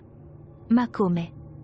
Dobbiamo scoprire di più sulla sua sepoltura e su come sia collegata a Tutankhamon, ha detto Jonathan, con la mente che correva. Ci devono essere degli indizi nei documenti storici e nella tomba stessa. Emily annui, già prendendo i suoi appunti. Inizierò esaminando le iscrizioni relative alla sua sepoltura. Deve esserci qualcosa che ci è sfuggito. David, ancora scosso dall'incontro, raccolse la sua attrezzatura. Esaminerò di nuovo le fotografie, vedrò se c'è qualcosa che risalta. Il team ha lavorato tutta la notte, spinto da un rinnovato senso di scopo. La presenza dello spirito di Ankhesenamun aveva dato loro un obiettivo chiaro, ma il percorso per raggiungerlo era irto di incertezze. Quando le prime luci dell'alba iniziarono a sorgere, proiettando un bagliore dorato sul deserto, Emily fece una svolta. Stava studiando una serie di geroglifici su un frammento di un'antica tavoletta, con gli occhi rossi per la mancanza di sonno. Jonathan, guarda questo, disse, con la voce piena di eccitazione. Queste iscrizioni descrivono in dettaglio un rituale inteso a riunire gli spiriti di una coppia reale nell'aldilà. È incredibilmente intricato, ma penso che potrebbe essere ciò di cui abbiamo bisogno. Jonathan si sporse sulla tavoletta, i suoi occhi scrutavano il testo antico. Il rituale descritto era infatti complesso e prevedeva una serie di invocazioni, offerte e azioni simboliche destinate a guidare gli spiriti verso il riposo eterno. Questo è tutto, disse Jonathan, la sua voce piena di determinazione. Dobbiamo eseguire questo rituale. È la nostra migliore possibilità di aiutare Ankhesenamun a trovare la pace. La squadra ha trascorso i giorni successivi a prepararsi per il rituale. Raccolsero i materiali necessari, oli sacri, incenso e offerte di cibo e bevande. Provavano le invocazioni, assicurandosi che ogni parola fosse pronunciata correttamente, ogni gesto preciso. La notte del rituale, la squadra si riunì nella camera sepolcrale della tomba di Tutankhamon. L'aria era densa di attesa, l'atmosfera carica di uno scopo. La luce tremolante delle torce proiettava lunghe ombre sui muri e il profumo dell'incenso riempiva l'aria. Jonathan stava alla testa del gruppo, reggendo l'antica tavoletta con le istruzioni rituali. Emily e David lo affiancavano, le loro espressioni risolute. Il resto della squadra formò un cerchio attorno ai sarcofagi, con gli occhi fissi su Jonathan. Iniziò il rituale con una serie di invocazioni, la sua voce ferma e chiara. Le antiche parole fluirono dalle sue labbra, una richiesta di guida e protezione da parte degli dei. La squadra si unì, le loro voci si armonizzavano in un canto inquietante che echeggiava attraverso la camera. Presentarono le offerte, ponendole con reverenza davanti ai sarcofagi. L'aria si fece più calda e una leggera brezza soffiò nella stanza, portando con sé un senso di calma. La squadra poteva sentire la presenza degli spiriti, osservare, aspettare. Mentre il rituale procedeva, Jonathan invitò gli dei a riunire gli spiriti di Tutankhamon e Ankhesenamun. Ha parlato del loro amore, del loro legame duraturo e del loro desiderio di pace eterna. La camera sembrava brillare di una luce morbida e dorata, l'atmosfera carica di un'energia ultraterrena. Sono state pronunciate le ultime parole del rituale e la squadra ha trattenuto il fiato, in attesa di un segno. L'aria era ferma, la camera silenziosa, l'unico suono era il battito dei loro cuori. E poi, lentamente, le figure di Tutankhamon e Ankhesenamun apparvero davanti a loro, le loro forme scintillanti di un bagliore radioso. Rimasero mano nella mano, i loro occhi pieni di profonda pace e gratitudine. Grazie, disse anche Xenamon, con la voce un lieve sussurro che echeggiò nella camera. Ci avete riuniti. Ora possiamo riposare in pace. Gli spiriti cominciarono a svanire, le loro forme si dissolvevano nella luce dorata. La stanza si fece più calda, il senso di pace travolgente. La squadra era in soggezione, i loro cuori pieni di un profondo senso di realizzazione e riverenza. Quando gli spiriti scomparvero, la luce dorata rimase, proiettando una calda luce sulla tomba. La squadra sapeva di esserci riuscita, aveva aiutato anche Xenamon e Tutankhamon a trovare il loro riposo eterno. Jonathan provò un'ondata di orgoglio e gratitudine. Avevano affrontato l'ignoto, si erano confrontati con gli antichi spiriti ed erano emersi vittoriosi. Avevano onorato l'eredità di Tutankhamon e della sua famiglia e, così facendo, avevano acquisito una comprensione più profonda del potere e del mistero del passato. L'ossessione della principessa era giunta al termine, ma il viaggio alla scoperta era lungi dall'essere finito. La Valle dei Re nasconde ancora molti segreti e Jonathan e la sua squadra erano determinati a scoprirli, a portare alla luce il passato e a onorare l'eredità di coloro che l'avevano preceduta. Quando lasciarono la tomba, alla prima luce dell'alba che spuntava all'orizzonte, sapevano che il loro viaggio li aveva cambiati per sempre.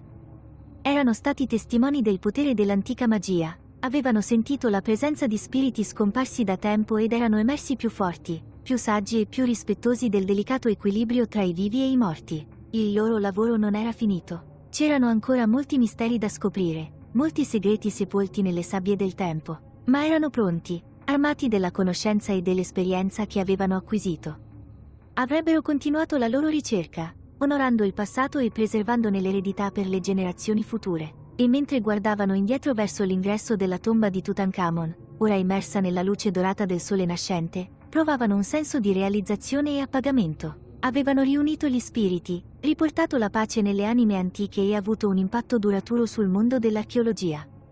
La Valle dei Re nasconde molti altri segreti e Jonathan e il suo team erano determinati a scoprirli, a portare alla luce il passato e a onorare l'eredità di coloro che l'avevano preceduto. Capitolo 4. L'infestazione della principessa, parte 2, sforzi per placare gli spiriti. I giorni successivi al contatto iniziale con lo spirito di anche Xenamon furono un vortice di attività e tensione. Il dottor Jonathan Rivers e il suo team sapevano di aver compiuto un passo significativo riconoscendo la presenza della regina, ma il loro compito era lungi dall'essere completato. Il ricongiungimento di anche Xenamon con il suo amato Tutankhamon fu solo l'inizio. Dovevano trovare un modo per placare il suo spirito e garantire che i fantasmi cessassero definitivamente. Jonathan sedeva alla sua scrivania nel campo base, circondato da testi antichi, quaderni moderni e una crescente collezione di manufatti. Il campo era in fermento, ogni membro della squadra si concentrava sui propri compiti specifici.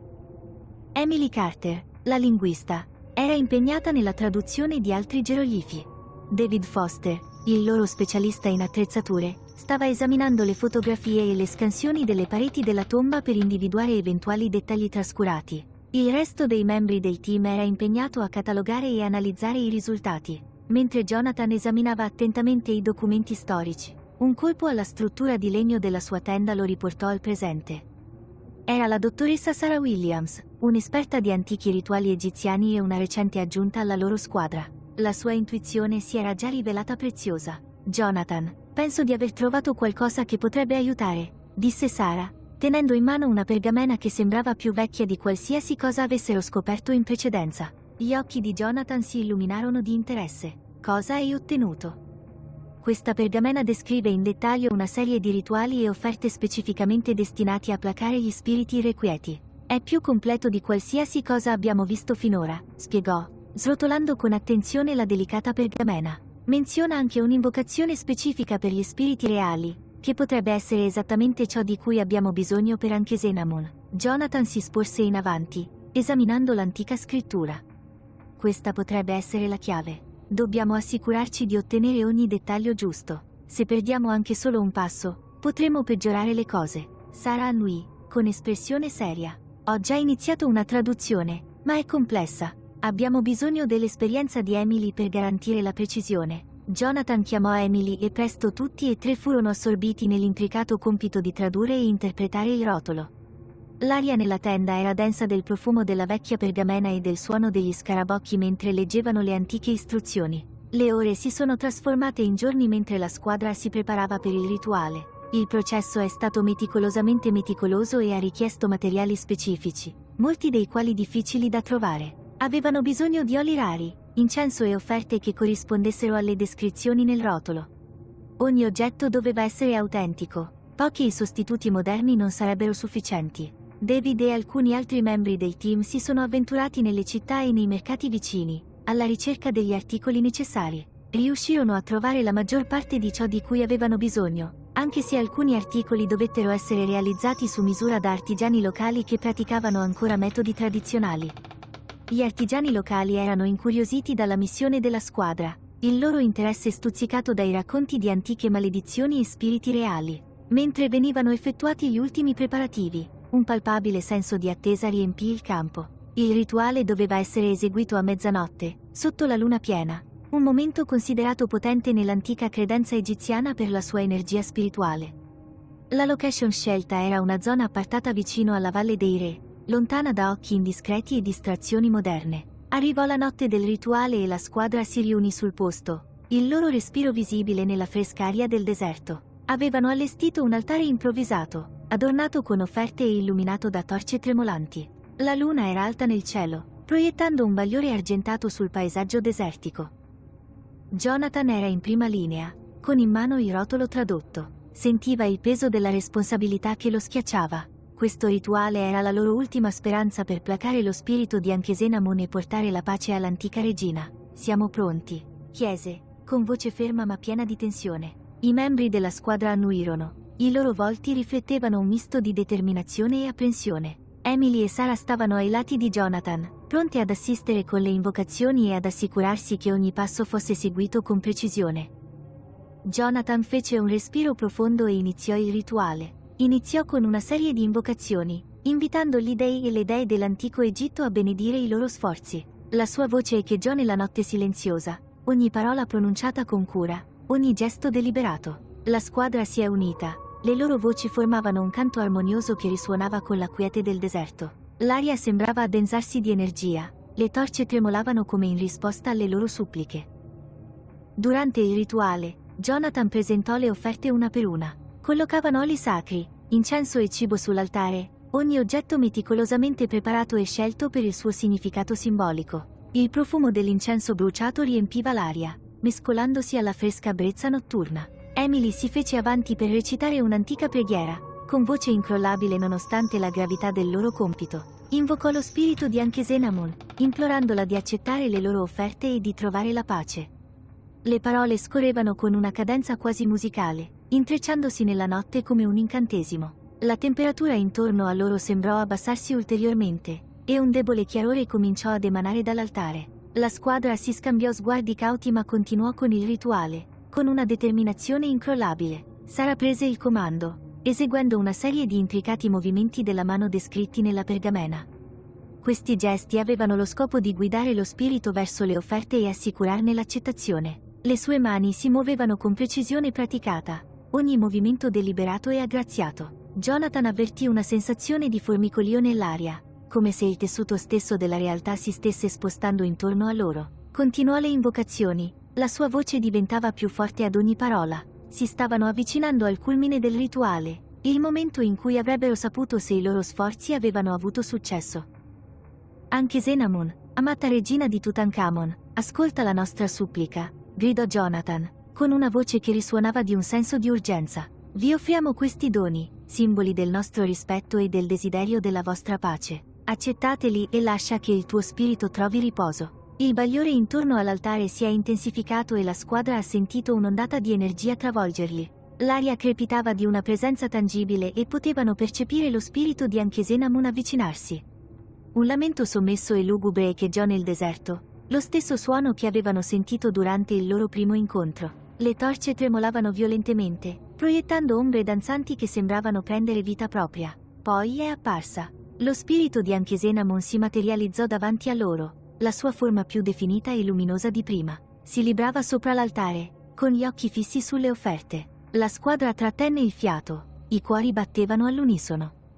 Anche Senamun, disse Jonathan, con la voce tremante di soggezione. Abbiamo fatto come ci hai chiesto. Per favore, accetta le nostre offerte e trova la pace. Lo spirito della regina guardò le offerte, la sua espressione illeggibile. Allungò la mano, passando la mano traslucida su ciascun oggetto, come per verificarne l'autenticità. La squadra osservava in silenziosa attesa il loro destino in bilico. Dopo quella che sembrò un'eternità, l'espressione di Anche Senamun si addolcì. Guardò Jonathan, i suoi occhi pieni di gratitudine e un pizzico di tristezza. Grazie, sussurrò. La sua voce era una leggera brezza che accarezzava le loro orecchie. I tuoi sforzi hanno toccato il mio cuore. Accetterò le tue offerte. Lo spirito cominciò a brillare più luminoso, la sua forma divenne più eterea. Le offerte sull'altare sembravano luccicare, la loro essenza fondersi con lo spirito della regina. L'aria si fece più calda e un senso di profonda pace si posò sulla squadra.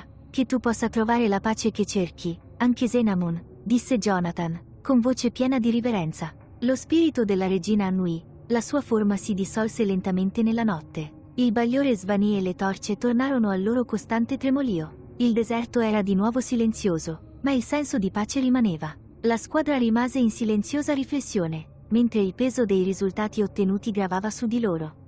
Avevano placato lo spirito di Anche Senamun, onorando la sua memoria e portandole la pace che aveva cercato a lungo. Mentre tornavano al campo, Jonathan provò un profondo senso di appagamento. Avevano affrontato l'ignoto e ne erano usciti vittoriosi, i loro sforzi guidati dal rispetto e dalla riverenza per il passato. L'ossessione della principessa era finita, ma il loro viaggio alla scoperta continuava. La mattina successiva, la squadra si è riunita per discutere gli eventi della notte precedente.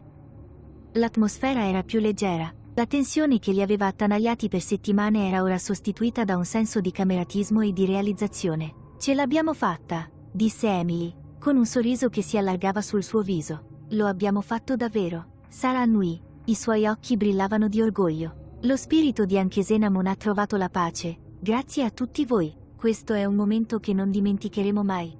David, ancora meravigliato dalle fotografie che aveva scattato durante il rituale, aggiunse: queste immagini saranno di inestimabile valore per i nostri archivi. Catturano l'energia e la presenza che tutti abbiamo sentito. Jonathan guardò la sua squadra, con il cuore gonfio di gratitudine. È stato un lavoro di squadra. Abbiamo onorato Anche Senamun e Tutankhamon e abbiamo imparato moltissimo sul potere degli antichi rituali e sul rispetto che dobbiamo mostrare a questi antichi spiriti.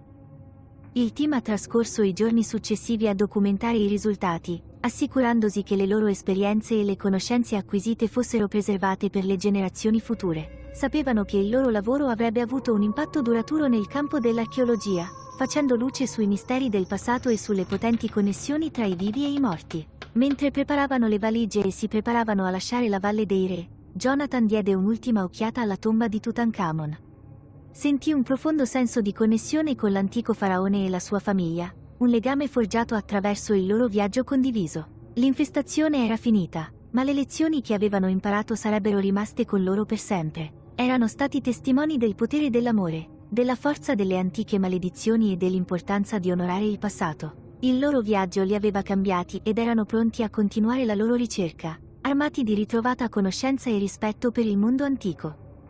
Quando lasciarono la Valle dei Re, con la prima luce dell'alba che spuntava all'orizzonte, sapevano che il loro viaggio era appena iniziato. C'erano ancora molti segreti da scoprire, molti misteri da risolvere, ma erano pronti, uniti nel loro scopo e guidati da una passione condivisa per la scoperta. E mentre guardavano indietro verso l'ingresso della tomba di Tutankhamon, ora immersa nella luce dorata del sole nascente, provavano un senso di realizzazione e appagamento. Avevano placato gli spiriti, onorato il passato e avuto un impatto duraturo sul mondo dell'archeologia. La Valle dei Re nasconde molti altri segreti e Jonathan e la sua squadra erano determinati a scoprirli, a portare alla luce il passato e a onorare l'eredità di coloro che l'avevano preceduta. Il loro viaggio era lungi dall'essere finito, ma erano pronti ad affrontare qualunque sfida li attendesse, guidati dalla saggezza e dalle esperienze che avevano acquisito.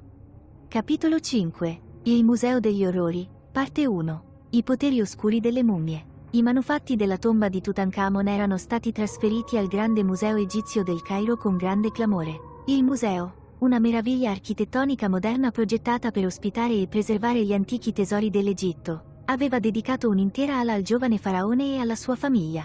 Si prevedeva che questa sezione attirasse milioni di visitatori, desiderosi di vedere da vicino le leggendarie reliquie. Il dottor Jonathan Rivers e il suo team hanno provato un misto di sollievo e orgoglio quando gli ultimi manufatti sono stati collocati con cura nelle loro nuove case. Avevano sopportato così tanto per portare alla luce questi pezzi di storia e ora potevano finalmente riposare sapendo che le loro scoperte sarebbero state preservate e apprezzate. Tuttavia, il senso di trionfo fu di breve durata. Dal momento in cui le mummie furono trasferite nel museo, iniziarono a verificarsi strani eventi. Inizialmente gli incidenti erano minori, luci tremolanti, improvvise correnti d'aria fredda e la sensazione inquietante di essere osservati. Il personale ha attribuito questi eventi ai complessi sistemi elettronici dell'edificio o al naturale assestamento della nuova struttura. Ma col passare dei giorni i fenomeni si fecero più intensi e più pericolosi. È iniziato con i bambini. I gruppi scolastici sono stati tra i primi visitatori della nuova mostra e molti giovani studenti sono stati attratti dalle mummie delle figlie di Tutankhamon. Queste mummie, piccole e fragili, erano state deposte in teche di vetro accanto al padre. I bambini, affascinati dalle storie dell'antico Egitto, si stringevano accanto al vetro, con i volti illuminati dalla curiosità e dallo stupore. Un giorno, un insegnante notò un ragazzino, Ahmed, rimasto paralizzato davanti alla teca contenente la mummia della principessa più giovane. Il suo volto era pallido, gli occhi spalancati per la paura. L'insegnante lo chiamò per nome, ma lui non rispose. Quando lei gli toccò la spalla, lui crollò a terra, privo di sensi. Ahmed è stato portato d'urgenza in ospedale, dove i medici non hanno trovato nulla che non andasse fisicamente in lui. Si svegliò ore dopo, con il corpo debole e la pelle fredda. Non riusciva a ricordare cosa fosse successo, solo che aveva sentito una presenza opprimente, un'oscurità che sembrava penetrare nel suo stesso essere. Man mano che si sparse la voce dell'incidente, sempre più bambini iniziarono a riferire strane esperienze. Avevano la sensazione che gli occhi delle mummie li seguissero, udissero sussurri in lingue antiche e vedessero ombre fugaci con la coda degli occhi. Molti altri bambini sono svenuti o si sono ammalati dopo aver visitato la mostra. Ogni caso sconcertante e allarmante quanto il precedente. Jonathan, che era rimasto coinvolto nel museo per garantire la cura adeguata dei manufatti, era profondamente turbato da queste notizie. Sapeva che le mummie erano più che semplici reliquie storiche, portavano con sé il peso di antiche maledizioni e di spiriti potenti e inquieti. Ha convocato un incontro d'emergenza con la direttrice del museo, la dottoressa Nadia Hassan, e il resto della sua squadra. Mentre si riunivano in una sala conferenze affacciata sulla mostra, l'atmosfera era tesa. Non possiamo ignorare ciò che sta accadendo, ha detto Jonathan, la sua voce cupa. Questi incidenti sono troppo frequenti e troppo specifici per essere semplici coincidenze. Le mummie esercitano una sorta di influenza, che colpisce soprattutto i bambini. La dottoressa Hassan, una donna pragmatica con anni di esperienza nel settore, annui lentamente. Ho esaminato i filmati di sicurezza e ho parlato con lo staff. Non esiste una spiegazione logica per ciò che sta accadendo, ma non posso respingere le prove che abbiamo di fronte. Dobbiamo agire. Emily Carter, che aveva avuto un ruolo determinante nella traduzione dei testi antichi, si sporse in avanti. Dobbiamo considerare la possibilità che gli spiriti delle principesse non siano in pace. Potrebbero reagire alla loro separazione da Ankhesenamun e Tutankhamon. Oppure potrebbero cercare qualcosa che non abbiamo ancora scoperto. David Foster, lo specialista delle attrezzature, ha aggiunto: dobbiamo proteggere la mostra e condurre un'indagine approfondita. Se ci sono forze soprannaturali in gioco, dobbiamo trovare un modo per capirle e, se possibile, neutralizzarle. Il team ha concordato un piano d'azione. Chiuderebbero temporaneamente la mostra al pubblico e installerebbero apparecchiature di monitoraggio per rilevare eventuali anomalie. Si sarebbero anche consultati con esperti di antiche maledizioni e fenomeni soprannaturali, sperando di trovare una soluzione che proteggesse sia i manufatti che i visitatori del museo. Al calare della notte, il museo si è svuotato dei visitatori, lasciando solo la squadra e una manciata di addetti alla sicurezza. Hanno lavorato rapidamente, installando telecamere, sensori di movimento e dispositivi di imaging termico all'interno della mostra. Hanno anche posizionato apparecchiature audiosensibili per catturare eventuali suoni strani che potrebbero verificarsi. Jonathan avvertì un brivido mentre attraversava il corridoio scarsamente illuminato, le vetrine che brillavano stranamente alla luce artificiale. Le mummie giacevano silenziose all'interno, i loro volti oscurati da strati di lino e dal passaggio dei millenni. Eppure poteva sentire una presenza, una vigile consapevolezza che sembrava emanare dagli antichi resti. Mentre l'orologio passava la mezzanotte, la squadra si è riunita nella sala di controllo, guardando i feed live dalle telecamere. Per un po' tutto sembrò normale. I corridoi erano silenziosi, i casi indisturbati. Poi la temperatura nella mostra cominciò a scendere. Le telecamere termiche hanno registrato un freddo improvviso e innaturale, incentrato sulle mummie delle principesse. L'apparecchiatura audio captò deboli sussurri, indistinti ma innegabilmente presenti. Jonathan si sporse in avanti, con gli occhi fissi sullo schermo. Guarda le letture termiche. È come se il calore venisse allontanato da quella zona. Emily annui, pallida in viso. E ascolta quei sussurri. Non è solo rumore ambientale. C'è qualcosa, o qualcuno, che cerca di comunicare. David regolò i livelli audio, cercando di isolare le voci. Mentre lo faceva, un lamento forte e triste echeggiò attraverso gli altoparlanti, spaventando tutti i presenti nella stanza. Che diavolo era quello? Esclamò la dottoressa Hassan, con gli occhi spalancati per la paura. Prima che qualcuno potesse rispondere, i sensori di movimento hanno attivato l'allarme. Le telecamere mostravano una figura oscura che si muoveva attraverso il corridoio, passando accanto alle valigie. La figura sembrava fatta dell'oscurità stessa, che si muoveva e scorreva come fumo. Jonathan sentì un sudore freddo imperlargli la fronte. Non è umano, sussurrò, è uno degli spiriti. La figura si spostò verso la custodia della principessa più giovane. La sua forma divenne più definita. Si allungò, passando la mano attraverso il vetro come se non esistesse. La mummia all'interno cominciò a brillare debolmente, una luce pulsante che diventava più forte con il passare dei secondi. Dobbiamo fare qualcosa, disse David con urgenza. Non possiamo semplicemente sederci qui e guardare. Jonathan annui, con la mente che correva. Dobbiamo eseguire un rituale di contenimento. Qualcosa per tenere a bada lo spirito finché non riusciamo a capire come liberarlo adeguatamente. Emily recuperò rapidamente un libro di antichi incantesimi che avevano portato con sé. Sfogliò le pagine con le dita tremanti. Ecco, disse, indicando un passaggio. Dovrebbe funzionare. È un incantesimo vincolante, pensato per trattenere gli spiriti all'interno di un'area designata. La squadra si affrettò verso la mostra, il respiro visibile nell'aria gelida. Jonathan prese il libro dalle mani di Emily e cominciò a recitare le antiche parole, con voce ferma nonostante la paura che gli rodeva le viscere. Emily e David si unirono, le loro voci si fusero in un incantesimo armonioso. Mentre cantavano, la figura oscura si voltò verso di loro, i suoi occhi brillavano di una luce inquietante. Emise un lamento, un suono di disperazione e rabbia che riecheggiò nella sala. Jonathan riuscì a superare la sua paura, concentrandosi sulle parole. L'aria intorno a loro sembrava addensarsi, le ombre si facevano più profonde. La figura avanzò, ma la squadra continuò l'incantesimo. Le loro voci diventarono più forti e più energiche. Intorno alle teche delle mummie cominciò a formarsi una barriera di luce, scintillante e pulsante di energia. La figura indietreggiò, la sua forma vacillò quando incontrò la barriera. Continuare, gridò Jonathan. Ci siamo quasi. La figura emise un ultimo grido angosciato prima di dissolversi nell'aria, lasciando dietro di sé solo un brivido persistente.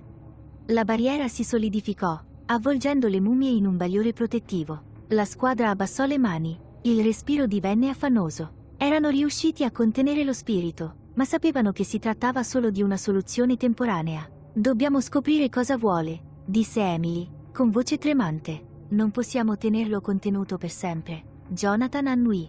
Concordato. Dobbiamo approfondire la storia di queste mummie, comprendere il loro legame con la maledizione e trovare un modo per placarle in modo permanente.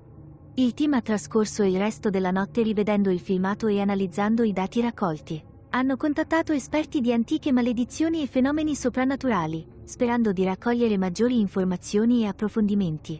Allo spuntare dell'alba, finalmente si presero una pausa, esausti ma determinati. Sapevano di avere a che fare con forze che vanno oltre la loro comprensione, ma erano determinati a trovare una soluzione.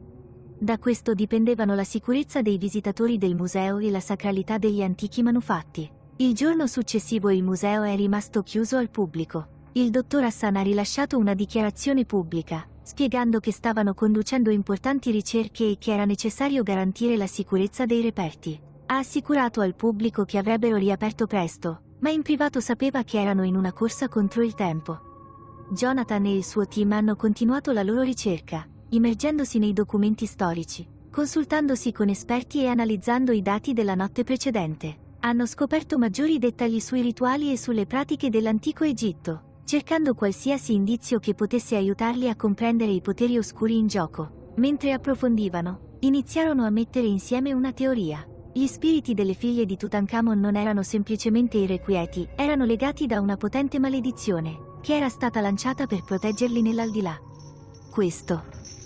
La maledizione, però, era stata disturbata dallo scavo e dalla successiva separazione delle mummie. I poteri oscuri a cui stavano assistendo erano manifestazioni della natura protettiva della maledizione, che reagivano alla minaccia percepita del loro nuovo ambiente. Gli spiriti non erano malevoli per natura, ma erano spinti da una forza antica e inflessibile a difendersi. Per spezzare la maledizione e liberare gli spiriti, la squadra si rese conto che avrebbe dovuto eseguire un rituale complesso, che avrebbe richiesto non solo la loro conoscenza ed esperienza, ma anche un profondo rispetto per le antiche tradizioni con cui avevano a che fare. Mentre si preparavano per il rituale, sapevano che stavano affrontando la sfida più grande che avessero mai affrontato. I poteri oscuri delle mummie erano formidabili, ma erano determinate a farcela. Onorerebbero gli antichi faraoni, proteggerebbero i vivi e, si spera, porterebbero la pace agli spiriti inquieti. La notte del rituale, il museo era un alveare di attività. Il team ha predisposto l'attrezzatura necessaria, ha raccolto i materiali richiesti e ha provato gli incantesimi. Sapevano che non c'era spazio per errori, il rituale doveva essere eseguito perfettamente. All'avvicinarsi della mezzanotte, si riunirono nella sala espositiva, con il cuore pesante per il peso di ciò che stavano per fare. Presero posizione, i loro occhi si incontrarono in silenziosa determinazione. Jonathan iniziò l'incantesimo, con voce ferma e autoritaria. Emily e David si unirono a loro, armonizzando le loro voci in un canto potente. L'aria si fece densa di energia, la temperatura diminuì man mano che il rituale procedeva. Le mummie cominciarono a brillare ancora una volta, la barriera protettiva luccicava attorno a loro. Il team ha concentrato tutte le proprie energie sul rituale, le loro voci si sono alzate in un crescendo. I poteri oscuri all'interno delle mummie si manifestarono e gli spiriti si manifestarono come figure oscure. Ma questa volta, invece di avanzare, sembravano ascoltare, attratti dalle antiche parole pronunciate. Quando il rituale raggiunse il culmine, Jonathan sollevò un pugnale cerimoniale, la cui lama era incisa con antichi simboli. Con un canto finale e potente, affondò il pugnale nel terreno, spezzando simbolicamente la maledizione. L'aria esplose di luce ed energia, le ombre si dissiparono in un lampo brillante, il bagliore delle mummie svanì, lasciando solo il silenzio pacifico della sala. La squadra rimase in silenzio, con il respiro affannoso. L'avevano fatto. La maledizione fu spezzata, gli spiriti si placarono. La dottoressa Hassan entrò nella sala, il suo volto era un misto di sollievo e stupore. È finito, chiese, la sua voce appena più di un sussurro. Jonathan annuì. Sì, è finita. Gli spiriti sono in pace adesso. La squadra si è abbracciata, i loro cuori pieni di un senso di realizzazione e sollievo. Avevano affrontato l'oscurità e ne erano usciti vittoriosi, onorando le antiche tradizioni e proteggendo i vivi. Quando lasciarono la sala espositiva, con le prime luci dell'alba che spuntavano all'orizzonte, sapevano di aver realizzato qualcosa di straordinario. Avevano colmato il divario tra passato e presente, portando la pace agli spiriti antichi e garantendo la sicurezza dei visitatori del museo. Il loro viaggio era lungi dall'essere finito, ma erano pronti ad affrontare qualunque sfida li attendesse. Uniti nel loro scopo e guidati dalla saggezza degli antichi, avrebbero continuato a scoprire i segreti del passato, onorando l'eredità di coloro che li avevano preceduti. Capitolo 5. Il Museo degli Orrori, Parte 2. Incontri mortali. Il grande museo egizio era diventato un faro per gli appassionati di storia e i turisti di tutto il mondo. Tuttavia, l'eccitazione che circondava la mostra su Tutankhamon appena inaugurata è stata contaminata da sussurri di strani eventi e incidenti inspiegabili. Il disagio iniziale fu presto sostituito da una vera e propria paura quando i poteri oscuri delle mummie cominciarono a manifestarsi in modo più aggressivo, portando a incontri mortali che avrebbero lasciato un segno indelebile su tutti coloro che ne fossero stati testimoni. Il primo incontro mortale è avvenuto in un tranquillo martedì pomeriggio. Un gruppo di bambini di una scuola locale era venuto a visitare il museo. Le loro risate e le loro chiacchiere riempivano i corridoi. Tra loro c'era Layla, una bambina di 8 anni brillante e curiosa con un vivo interesse per l'antico Egitto. Era particolarmente affascinata dalle mummie delle figlie di Tutankhamon. Le loro forme piccole e delicate erano in netto contrasto con la grandiosità dei manufatti del padre. Mentre i bambini si radunavano attorno alle teche di vetro, Layla sentì una strana attrazione verso la mamma della principessa più giovane. Ignorando le istruzioni della guida, premette la mano contro il vetro. Il respiro ne annebbiò la superficie. I suoi amici ridacchiarono e si unirono a lei, con i volti vicini al display. All'improvviso, Layla sentì una sensazione acuta e gelida attraversarle la mano e il braccio. Lei sussultò, cercando di allontanarsi, ma la sua mano sembrava incollata al vetro. I suoi occhi si spalancarono per il terrore quando vide gli occhi della mummia brillare debolmente, le bende di lino che si spostavano come se l'antica principessa si stesse svegliando dal suo sonno eterno. Le sue urla trafiggevano l'aria, attirando l'attenzione della guida e degli altri bambini. Si precipitarono al suo fianco, ma mentre cercavano di trascinarla via, anche loro sentirono il freddo gelido diffondersi attraverso le loro membra. La guida riuscì a liberarsi e afferrò Layla, strappandola via dalla valigetta con tutte le sue forze. Layla crollò a terra, priva di sensi, con la pelle fredda e pallida. Gli altri bambini indietreggiarono spaventati, i loro occhi saettarono da Layla alla mummia ormai immobile. La guida ha subito chiesto aiuto e Layla è stata portata in ospedale, dove è rimasta in coma per diversi giorni. La notizia dell'incidente si è diffusa rapidamente e il personale del museo è diventato sempre più allarmato.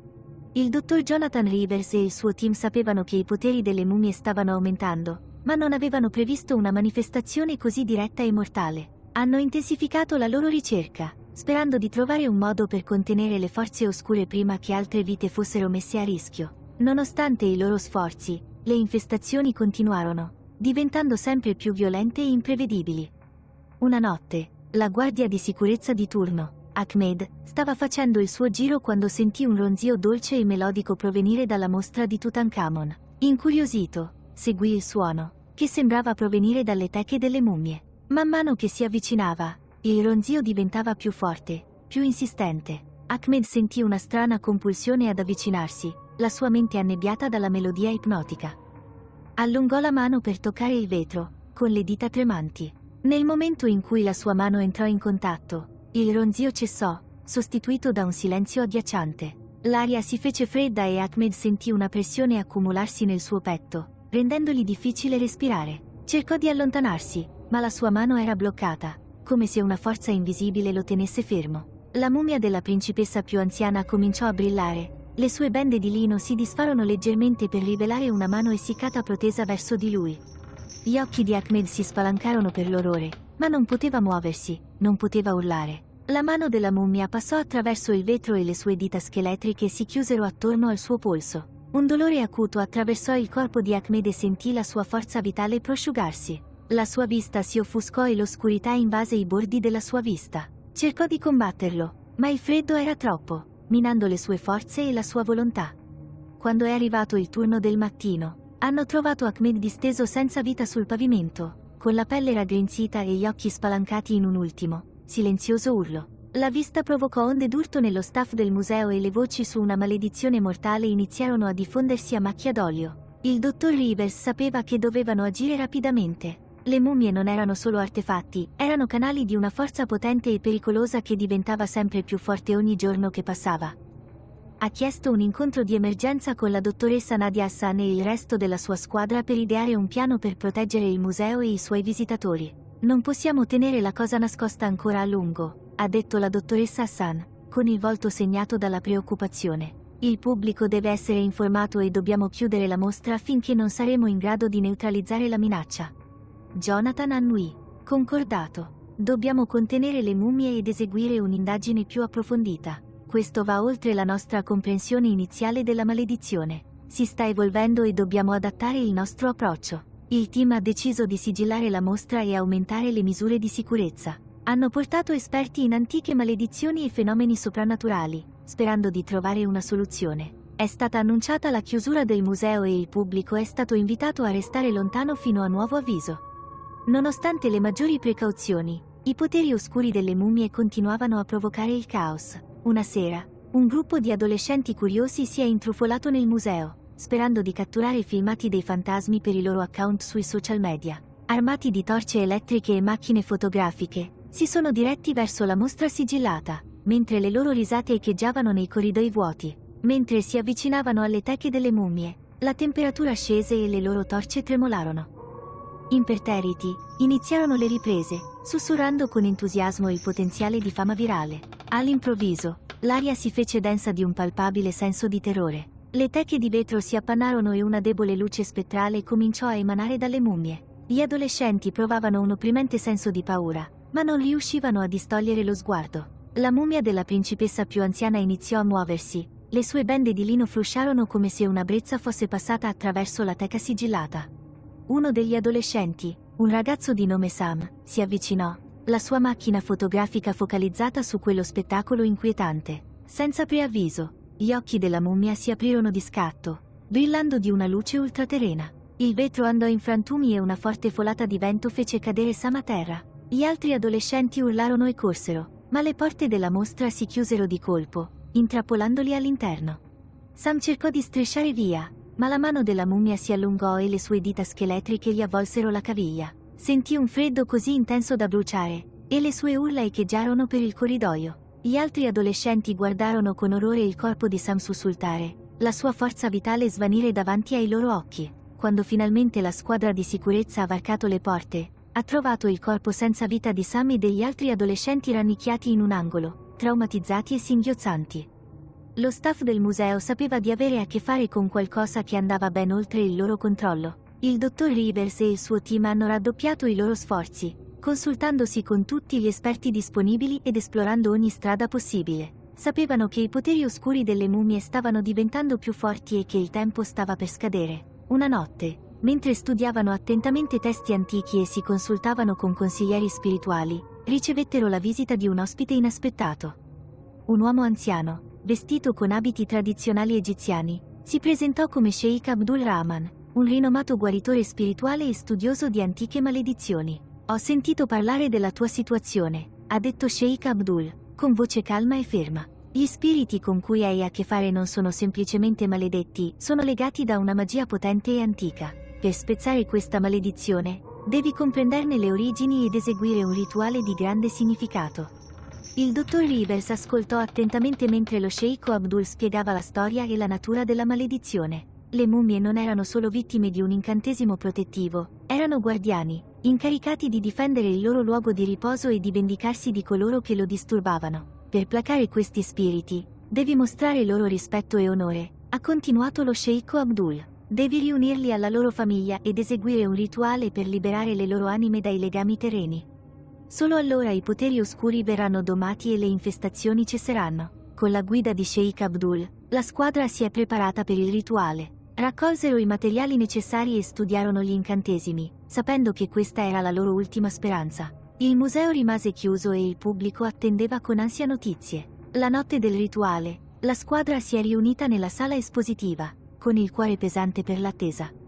Lo sceicco Abdul li ha guidati durante i preparativi. La sua presenza ha avuto un'influenza calmante in mezzo alla tensione. All'avvicinarsi della mezzanotte, iniziarono il rituale, cantando le antiche parole e facendo offerte agli spiriti. L'aria si fece densa di energia, la temperatura scese mentre le teche delle mummie cominciavano a brillare. Gli spiriti si manifestarono ancora una volta, le loro forme oscure e indistinte. Ma questa volta, invece di attaccare, sembravano ascoltare, attratti dal potere del rituale. La squadra continuò l'incantesimo, le loro voci diventarono più forti e sicure. Intorno alle mummie si formò una barriera di luce, scintillante di energia. Gli spiriti si avvicinarono, i loro occhi pieni di un misto di rabbia e dolore. Jonathan fece un passo avanti, impugnando un pugnale cerimoniale su cui erano incisi antichi simboli. «Con questo pugnale spezziamo i legami che ti trattengono», disse con voce ferma. «Noi ti onoriamo e ti liberiamo dai tuoi legami terreni. Andate in pace e possa il vostro spirito trovare riposo». Con un ultimo, potente canto, affondò il pugnale nel terreno. L'aria esplose di luce ed energia. Le ombre si dissiparono in un lampo brillante. Il bagliore delle mummie svanì, lasciando solo il silenzio pacifico della sala. La squadra rimase in silenzio, con il respiro affannoso. L'avevano fatto. La maledizione fu spezzata, gli spiriti si placarono, mentre se ne andavano. Nella sala espositiva, quando le prime luci dell'alba spuntavano all'orizzonte, sapevano di aver realizzato qualcosa di straordinario. Avevano colmato il divario tra passato e presente, portando la pace agli spiriti antichi e garantendo la sicurezza dei visitatori del museo.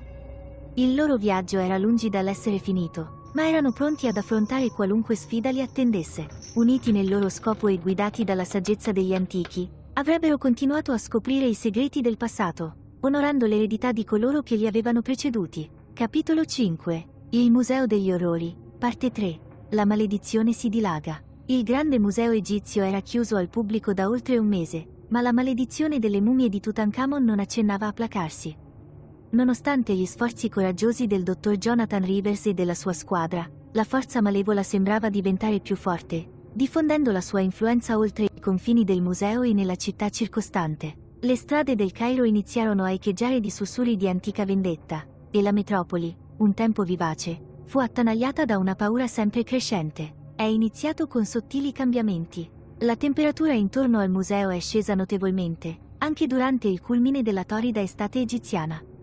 I residenti hanno riferito di aver sentito sussurri strani e inquietanti di notte, voci che parlavano in una lingua a lungo dimenticata. Animali domestici e animali randagi evitavano la zona, perché il loro istinto percepiva un pericolo che gli umani non potevano ancora comprendere. Una sera, un piccolo gruppo di giovani archeologi, desiderosi di scoprire i segreti della maledizione, decisero di avventurarsi nel museo sigillato.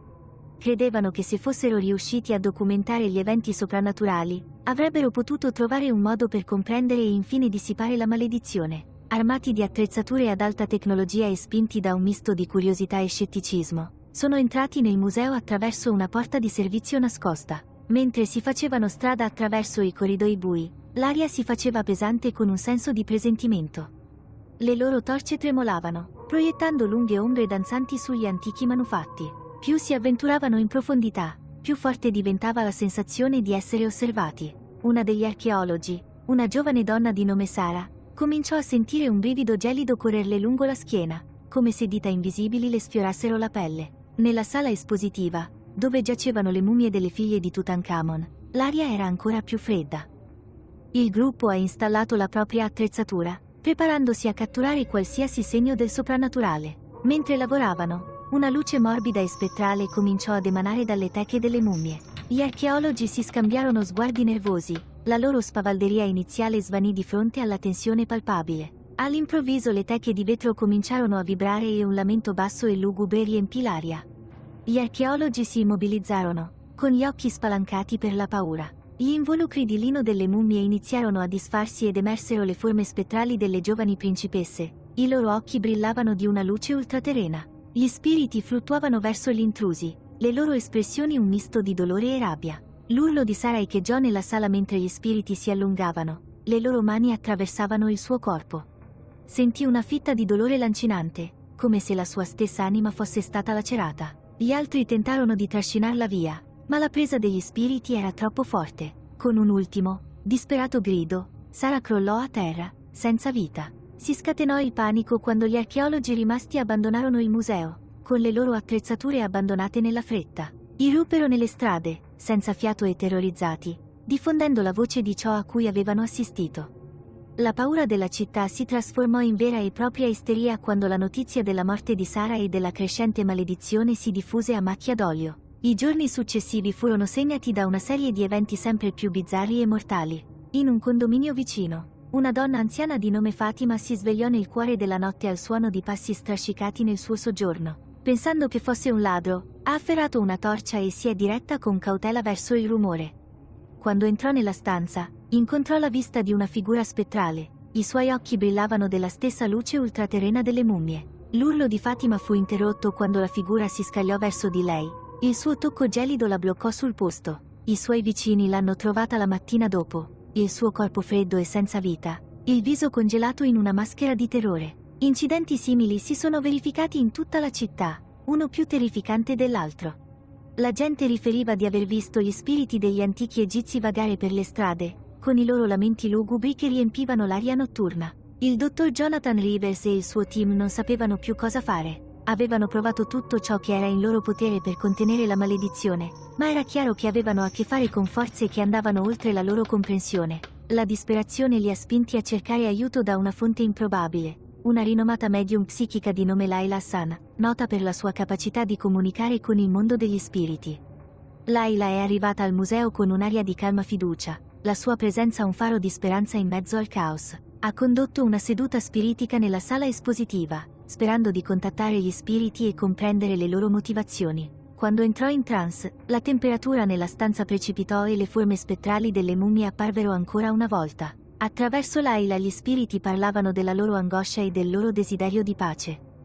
Hanno rivelato che i loro disordini derivavano dal disturbo del loro luogo di riposo e dalla separazione dalla loro famiglia. La maledizione era stata un disperato atto di protezione, ma aveva preso vita propria, alimentata dal persistente dolore e dalla rabbia delle antiche principesse. Comprendendo la loro situazione, Layla comunicò le intenzioni della squadra di riunire le mummie e onorare la loro eredità. Gli spiriti sembravano calmarsi, il loro splendore si attenuava leggermente. È stata una piccola vittoria, ma ha dato a Jonathan e alla sua squadra un rinnovato senso di scopo. Si misero immediatamente al lavoro, preparandosi a spostare le mummie in una tomba consacrata di nuova costruzione, progettata per onorare Tutankhamon e la sua famiglia. Il processo era pieno di pericoli, poiché l'influenza della maledizione persisteva ancora, ma la squadra perseverò, guidata dalla consapevolezza che questa era la loro unica possibilità di porre fine all'incubo. Mentre le mummie venivano trasportate con cura nel loro nuovo luogo di riposo, la città trattenne il fiato. Le strade erano stranamente silenziose, il solito trambusto sostituito da un silenzio ansioso. Alla fine, le mummie furono sepolte nella loro nuova tomba e fu eseguito un potente rituale per suggellare la maledizione e portare pace agli spiriti inquieti. Nei giorni successivi la temperatura tornò alla normalità e i sussurri inquietanti svanirono. Gli spiriti delle figlie di Tutankhamon erano finalmente in pace e la loro tragica storia era un toccante ricordo del potere dell'amore e delle conseguenze del turbamento del passato. Il grande museo egizio ha riaperto con un rinnovato senso di riverenza per gli antichi manufatti che ospitava. I visitatori sono stati accolti con una targa che raccontava la storia delle mummie e della maledizione, a testimonianza dell'eredità duratura di Tutankhamon e della sua famiglia.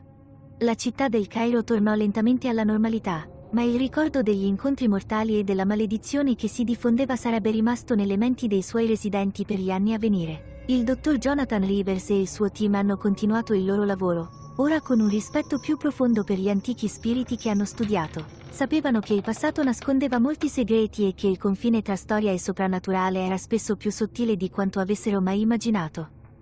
Capitolo 6.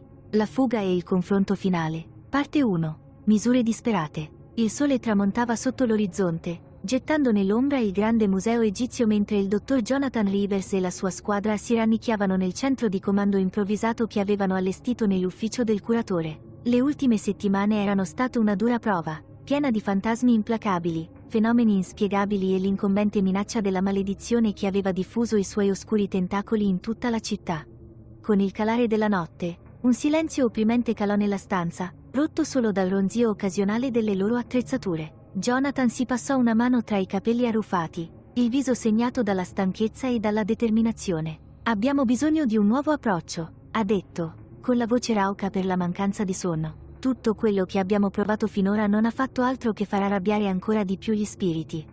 Layla Hassan, la medium sensitiva che aveva contribuito a comunicare con gli antichi spiriti, annui solennemente. Gli spiriti della famiglia di Tutankhamon sono legati da una potente magia. Per spezzare la maledizione, dobbiamo comprenderne le origini e trovare un modo per invertirla. Il professor Mahmood, l'egittologo senior del museo, ha sfogliato una pila di testi e pergamene antichi su cui avevano studiato attentamente per giorni. «Deve esserci qualcosa che ci manca», mormorò. «Qualche indizio, qualche rituale che possa placare gli spiriti e porre fine a questo incubo». Mentre il team approfondiva la ricerca, Layla chiuse gli occhi e iniziò a meditare, sperando di ricevere guida dal mondo degli spiriti. L'aria nella stanza si fece più fredda e un debole sussurro riempì il silenzio. Gli occhi di Layla si aprirono di scatto, il suo sguardo intenso e concentrato.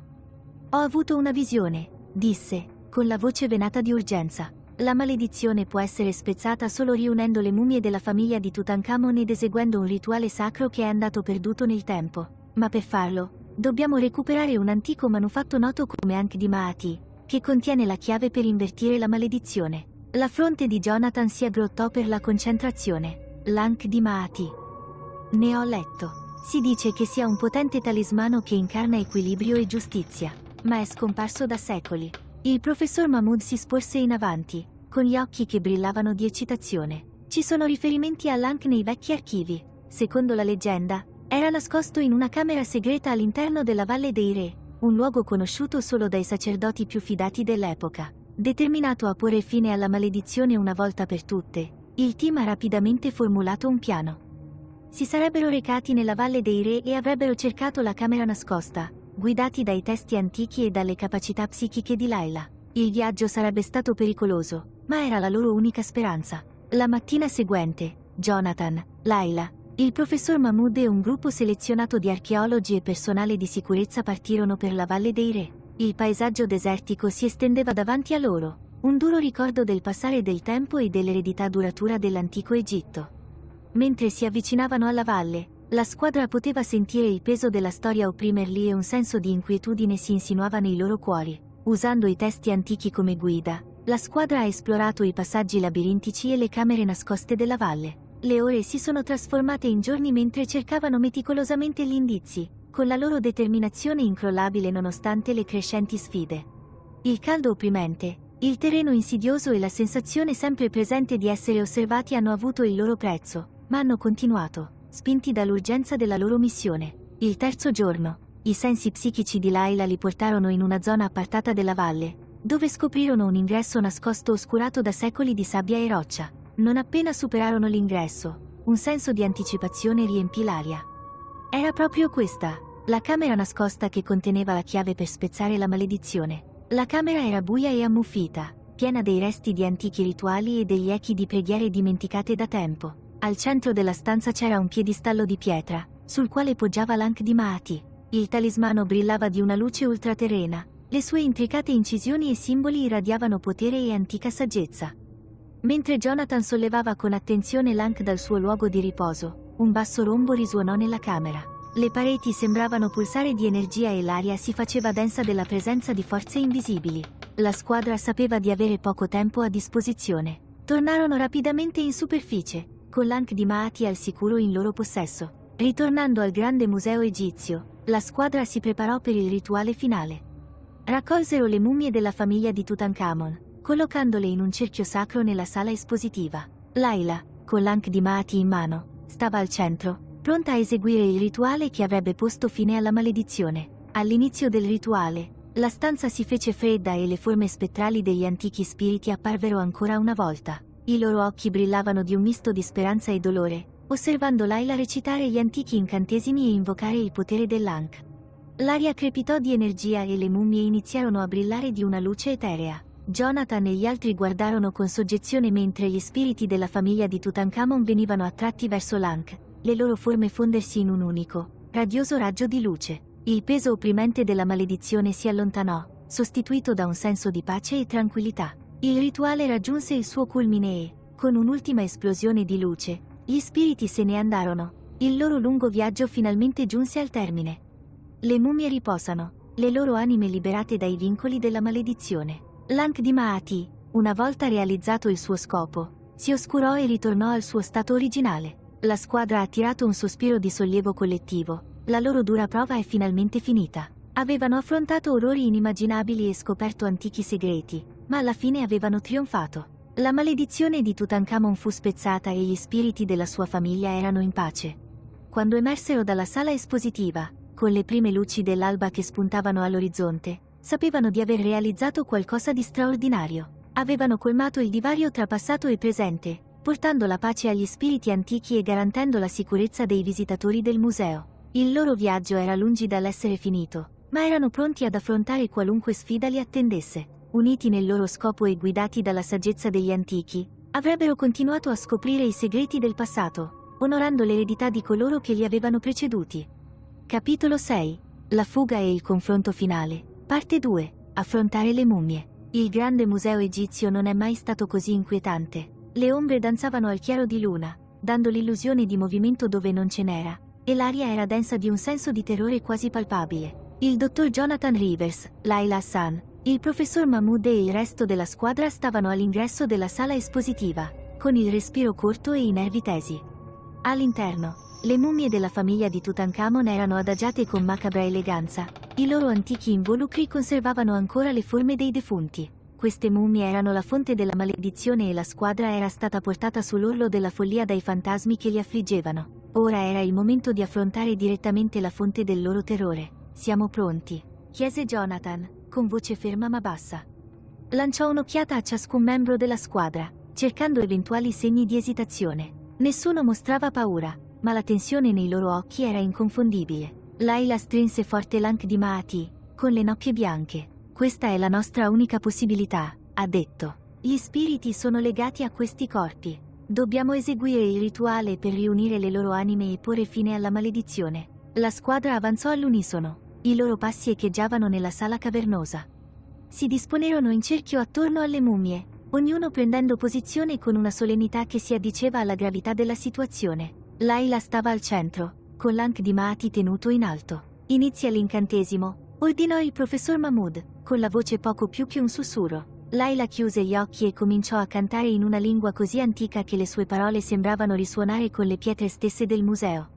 Mentre parlava, l'aria intorno a loro si faceva più fredda e un basso ronzio riempiva la sala, come se il tessuto stesso della realtà fosse stato alterato dal potere delle sue parole. Le mummie cominciarono ad agitarsi. All'inizio era solo un leggero movimento, una contrazione di un dito, uno spostamento di un arto, ma poi, uno dopo l'altro, cominciarono ad alzarsi, con gli occhi che brillavano di una luce innaturale.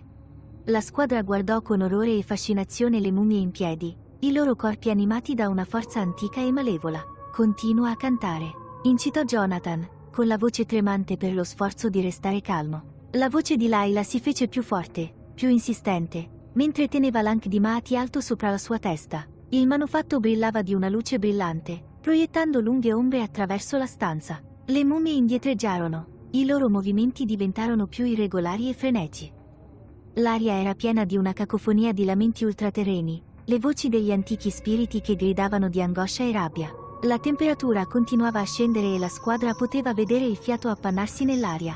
All'improvviso, una delle mummie si scagliò contro Layla, allungando le sue mani decomposte per afferrarla. Jonathan balzò in avanti, brandendo una torcia improvvisata che aveva preparato in precedenza. Lo scagliò contro la mummia. Le fiamme la fecero indietreggiare e ritirarsi. Dobbiamo tenerli a bada. Egli gridò. Layla ha bisogno di più tempo. La squadra formò un cerchio difensivo attorno a Layla, utilizzando tutti gli strumenti a disposizione per respingere l'avanzata delle mummie. Il professor Mahmood brandiva un antico bastone, i cui geroglifici brillavano debolmente come se rispondessero alla minaccia. Altri membri del team hanno utilizzato torce, pale e persino frammenti di artefatti rotti per tenere a bada le mummie. Il canto di Layla divenne ancora più forte, la sua voce un potente faro in mezzo al caos. L'Ankh di Maati pulsava di energia, la sua luce diventava più brillante con il passare dei momenti. Le mummie ulularono di dolore, le loro forme tremolarono mentre il potere del rituale cominciava ad avere effetto. Una delle mummie, più grande e imponente delle altre, sfondò la linea difensiva. Raggiunse Jonathan con una velocità che smentiva il suo aspetto antico. Jonathan lo schivò, facendo oscillare la torcia con tutta la sua forza. Le fiamme catturarono le bende della mummia, che prese fuoco, contorcendosi in agonia prima di crollare in un mucchio fumante. Ci siamo quasi. Layla pianse, la sua voce piena di un misto di disperazione e speranza.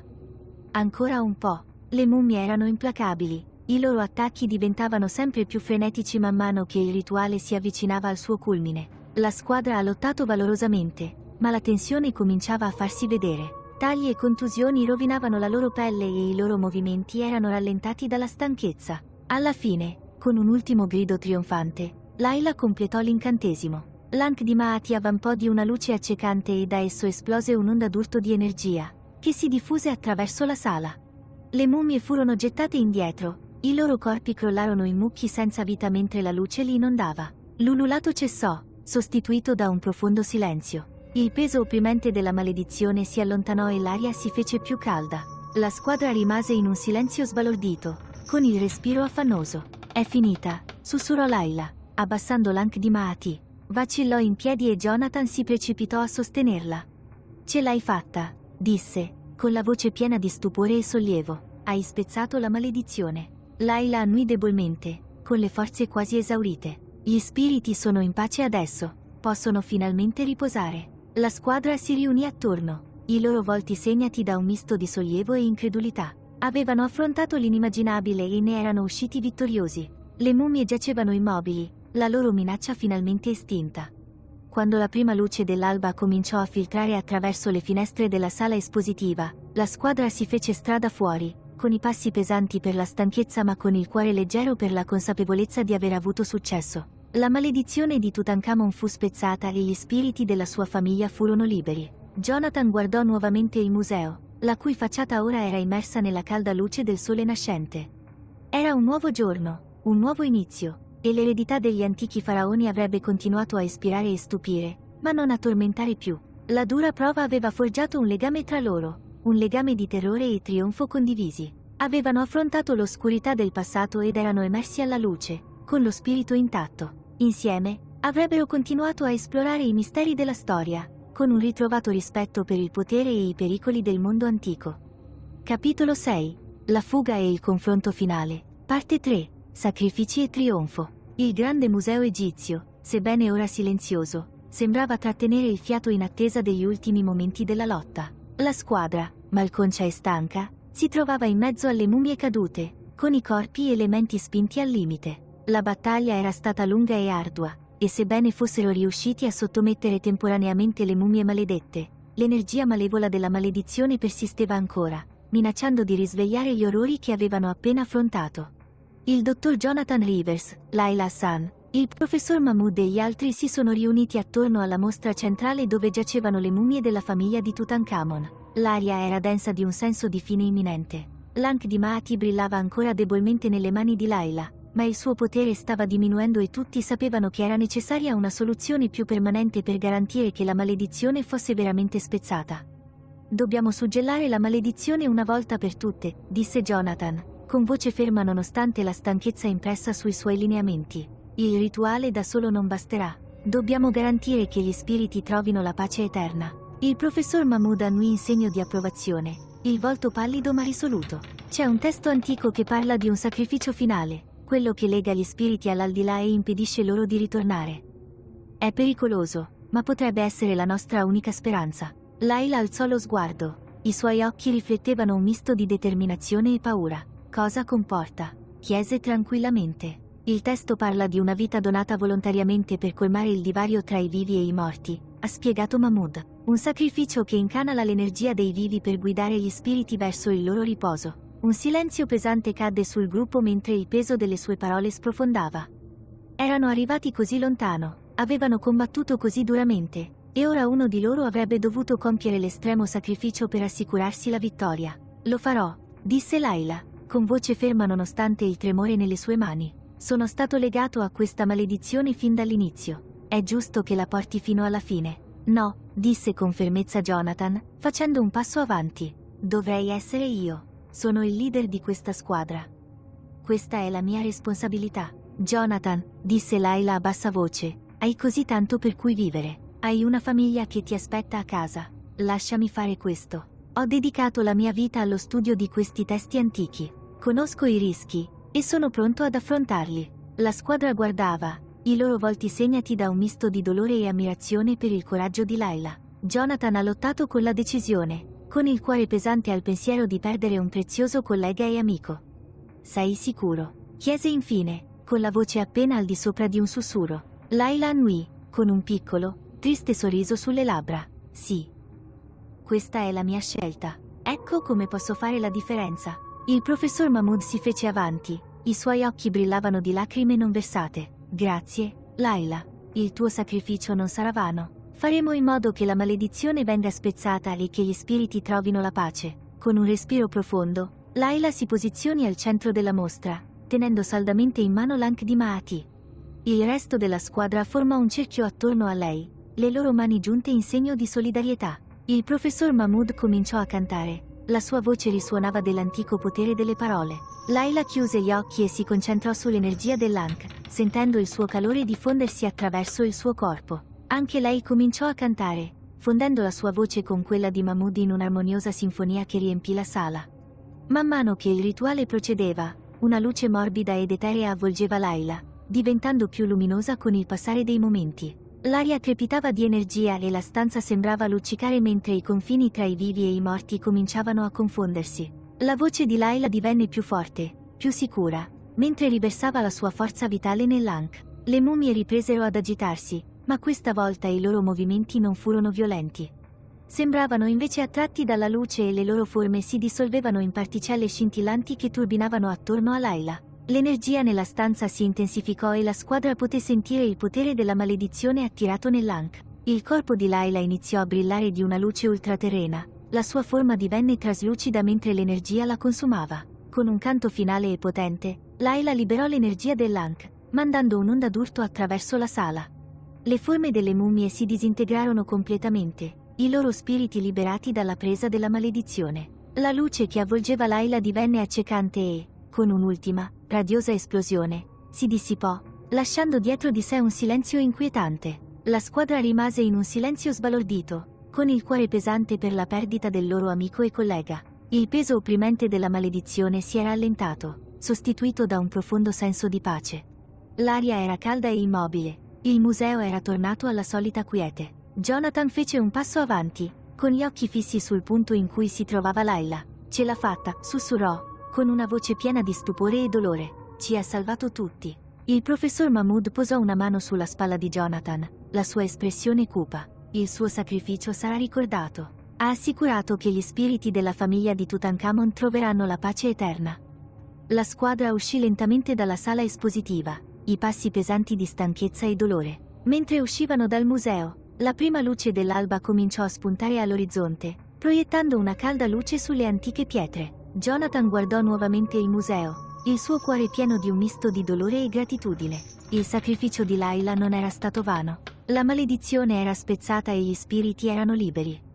Avevano trionfato, ma a caro prezzo. La squadra si riunì fuori, il sole nascente proiettava lunghe ombre dietro di loro. Avevano affrontato orrori inimmaginabili e ne erano usciti vittoriosi, il loro legame forgiato nel crogiolo della loro dura prova condivisa. Avrebbero portato con sé il ricordo del sacrificio di Layla, un promemoria del potere del coraggio e dell'altruismo. Mentre si trovavano nella luce dell'alba, Jonathan sapeva che il loro lavoro era lungi dall'essere finito. C'erano ancora misteri da scoprire, storie da esplorare e antiche maledizioni da rispettare. Ma per ora si erano guadagnati un momento di pace, un momento per ricordare l'amico che avevano perso e la vittoria che avevano ottenuto. Insieme avrebbero continuato a onorare l'eredità del passato, portando avanti le lezioni apprese, e non avrebbero mai dimenticato il sacrificio che aveva reso possibile il loro trionfo. Capitolo 7. Risoluzione e conseguenze, parte 1. Riunione e pace. Il sole mattutino splendeva luminoso sul Cairo, proiettando una tonalità dorata sulla vivace città. Il grande museo egizio era un monumento alla ricca storia del paese, ma oggi era anche una testimonianza del coraggio e dei sacrifici di coloro che avevano affrontato l'antica maledizione che lo aveva afflitto. L'aria era piena di un senso di calma e di fine mentre il team di archeologi e ricercatori si riuniva per l'atto finale del loro viaggio. Il dottor Jonathan Rivers, che ora sopportava il peso della vittoria e della sconfitta, fece strada attraverso le grandi sale del museo. La mostra dedicata a Tutankhamon e alla sua famiglia è stata meticolosamente restaurata, con ogni manufatto posizionato con cura per onorare l'eredità del faraone. Le mummie di Tutankhamon, anche Senamun e dei loro due figli giacciono nei rispettivi sarcofagi, finalmente a riposo. Mentre Jonathan si avvicinava alla mostra, si fermò, prendendosi un momento per riflettere sul viaggio che li aveva portati qui. La battaglia contro la maledizione era stata straziante, piena di momenti di terrore e disperazione. Ma alla fine loro avevano prevalso e gli spiriti dell'antica famiglia erano ormai in pace. Il professor Mahmood si unì a Jonathan, con un'espressione di silenziosa contemplazione. "È finita", disse piano. "La maledizione è revocata e gli spiriti sono in riposo." Jonathan annuì, lo sguardo fisso sui volti sereni delle mummie. "Grazie a Layla", rispose, con la voce venata di tristezza. "Ha fatto l'estremo sacrificio per garantire questa pace." Il ricordo degli ultimi istanti di Layla pesava ancora molto sulla squadra. Il suo coraggio e il suo altruismo erano stati la chiave per spezzare la maledizione, e la sua perdita era una ferita che avrebbe richiesto tempo per guarire. Ma mentre si trovavano davanti agli antichi resti, sapevano che il suo sacrificio non era stato vano. Il resto della squadra si unì a loro, formando un cerchio attorno alla mostra. Ogni membro portava le cicatrici della propria dura prova, sia fisica che emotiva, ma erano uniti nel loro scopo condiviso. Insieme, avevano affrontato l'oscurità del passato e ne erano usciti vittoriosi. Il professor Mahmood cominciò a recitare una preghiera, con voce ferma e riverente. Era una preghiera per i morti, un appello affinché le loro anime trovassero la pace nell'aldilà. La squadra ha chinato la testa, i cuori pieni di un misto di dolore e gratitudine. Al termine della preghiera, un profondo silenzio calò nella stanza. Era un silenzio pieno di rispetto per gli antichi spiriti e per Layla, il cui sacrificio aveva reso possibile questo momento. L'aria sembrava più leggera, come se l'atmosfera stessa fosse stata ripulita dalla persistente malevolenza della maledizione. Jonathan si fece avanti, posizionando una piccola statua finemente scolpita di Maati, la dea della verità e dell'equilibrio, ai piedi del sarcofago di Tutankhamon. Era un simbolo dell'equilibrio che avevano ristabilito, un omaggio all'antica saggezza che li aveva guidati. Che tu possa trovare la pace nell'aldilà, disse sottovoce Jonathan, rivolgendosi al faraone e alla sua famiglia. La tua eredità sarà onorata e la tua storia sarà ricordata. La squadra rimase in silenziosa riflessione, ciascuno perso nei propri pensieri. Si erano trovati faccia a faccia con il soprannaturale, con il peso della storia e il potere di antiche maledizioni. E attraverso tutto ciò, avevano scoperto la forza della loro determinazione e i legami indistruttibili della loro amicizia. Mentre si voltavano per lasciare la mostra, un senso di chiusura li pervase. Il museo, un tempo luogo di inquietudine e terrore, ora era un santuario di storia e memoria. Gli spiriti della famiglia di Tutankhamon erano stati riuniti e le loro anime ora potevano riposare in pace. Fuori, la città del Cairo brulicava di vita, i suoni quotidiani del commercio e delle conversazioni erano in netto contrasto con il silenzio del museo. La squadra emerse alla luce del sole, sbattendo le palpebre contro la luminosità. Avevano attraversato una dura prova che pochi potevano immaginare, eppure ne erano usciti più forti e più uniti. Il professor Mahmood ha messo una mano sulla spalla di Jonathan, un gesto di cameratismo e rispetto reciproco. Ce l'abbiamo fatta, ha detto semplicemente. Jonathan annui, con un piccolo sorriso sulle labbra. Sì, l'abbiamo fatto. E ora andiamo avanti, onorando il passato e proteggendo la sua eredità. Mentre attraversavano la città, ogni membro del team ha sentito un senso di rinnovamento. Avevano affrontato l'oscurità ed erano emersi alla luce, con il morale incoraggiato dalla vittoria e dalla consapevolezza di aver fatto la differenza. Per Jonathan, il viaggio è stato profondo. Aveva iniziato come leader di una spedizione archeologica, spinto dalla curiosità e dal desiderio di scoprire il passato, ma era emerso come custode della storia, consapevole del delicato equilibrio tra scoperta e rispetto per il mondo antico. Il sacrificio di Layla sarebbe sempre stato parte della loro storia, un ricordo del coraggio e della dedizione necessari per affrontare l'ignoto. La sua eredità sarebbe sopravvissuta nel lavoro che continuavano, nelle storie che raccontavano e nei cuori di coloro che la ricordavano. Mentre la squadra si separava, ciascuno diretto verso la propria destinazione successiva, Jonathan sentì un senso di scopo stabilirsi dentro di lui. C'erano ancora misteri da scoprire, ancora storie da esplorare. Ma ora sapeva che avrebbero potuto affrontare qualsiasi sfida li attendesse, armati della consapevolezza di aver già superato la più grande delle avversità. Il grande museo egizio rappresentava un faro di storia e patrimonio, una testimonianza dell'eredità duratura di Tutankhamon e della sua famiglia. E tra le sue mura, gli spiriti del passato potrebbero finalmente riposare, la loro storia raccontata, la loro maledizione spezzata e la loro pace assicurata. Il sole salì più alto nel cielo, proiettando la sua calda luce sulla città, e mentre la squadra camminava verso il futuro, portava con sé le lezioni del passato, la forza della loro unità e la speranza duratura per i viaggi ancora a venire. Capitolo 7. Risoluzione e conseguenze, parte 2. Eredità e riflessione. Il grande museo egizio era animato da un rinnovato senso di scopo ed energia. Le sale, un tempo piene di un opprimente senso di terrore, ora vibravano del ronzio di visitatori, studiosi e studenti desiderosi di conoscere il ricco arazzo della storia dell'Egitto. La maledizione che un tempo aveva oscurato il museo era stata spezzata e al suo posto c'era un profondo rispetto per gli spiriti antichi e i sacrifici fatti per onorarli. Il dottor Jonathan Rivers si trovava all'ingresso dell'ala appena dedicata del museo, osservando un gruppo di studenti meravigliarsi dei manufatti provenienti dalla tomba di Tutankhamon. La mostra era stata curata meticolosamente, non solo per mostrare la grandiosità dei tesori ma per raccontare la storia del giovane faraone, della sua amata regina Ankhesenamun e dei loro figli. Era una storia di amore, tragedia e l'eredità duratura di una famiglia i cui legami trascendevano il tempo e la morte. Mentre osservava i visitatori, Jonathan non poteva fare a meno di riflettere sul viaggio che li aveva portati fino a quel momento. La battaglia contro l'antica maledizione era stata straziante, ma era stata anche trasformativa. Aveva cambiato il modo in cui vedevano il loro lavoro, impregnandolo di un senso più profondo di riverenza e responsabilità. Il professor Mahmood si avvicinò, con un'espressione pensierosa sul viso. È notevole, non è vero, vedere di nuovo il museo così pieno di vita. Jonathan annui. È una testimonianza di ciò che abbiamo realizzato. Non solo abbiamo preservato la storia, ma abbiamo anche onorato gli spiriti che la custodiscono. Mahmood sorrise e si è assicurato che il sacrificio di Layla non fosse vano. Il ricordo di Layla era una presenza costante, un ricordo del coraggio e dell'altruismo che avevano spezzato la maledizione. La sua eredità sopravviveva nel museo, non solo nelle mostre ma nel cuore di coloro che l'avevano conosciuta. Il team aveva istituito una borsa di studio a suo nome, dedicata a sostenere i giovani archeologi che condividevano la sua passione e dedizione. Il museo ha inoltre avviato una serie di programmi educativi volti a insegnare ai visitatori l'importanza del rispetto delle culture antiche. Workshop, conferenze e mostre interattive sono stati progettati per favorire una comprensione più profonda della ricca storia dell'Egitto e della necessità di proteggere il suo patrimonio.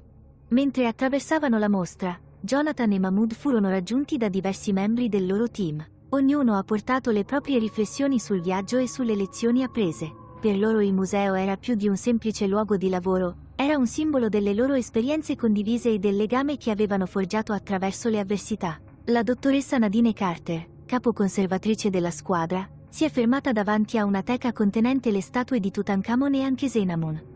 Ogni volta che lo vedo, mi viene in mente la storia d'amore che è al centro di tutto, ha detto. È una storia che risuona attraverso i secoli. Jonathan annui. È uno che ci ricorda perché facciamo quello che facciamo. Non si tratta solo di scoprire il passato, ma di preservare le storie umane che ci uniscono tutti. Il team ha proseguito il cammino, attraversando le varie sezioni della mostra. Ogni manufatto, dai carri dorati agli intricati gioielli, raccontava una parte della storia. Ma sono state le mummie della famiglia reale, ora pacificamente riunite, ad attirare maggiormente l'attenzione. Le loro espressioni serene sembravano trasmettere un senso di gratitudine, come se riconoscessero gli sforzi compiuti per onorare la loro eredità. Il professor Mahmood si è fermato davanti all'esposizione delle mummie, lo sguardo indugiato sui volti dei bambini. In un certo senso, anche loro sono diventati parte della nostra storia, ha detto. Le loro vite, la loro morte e la maledizione che li legava, è tutto intrecciato con il nostro viaggio. Jonathan acconsentì.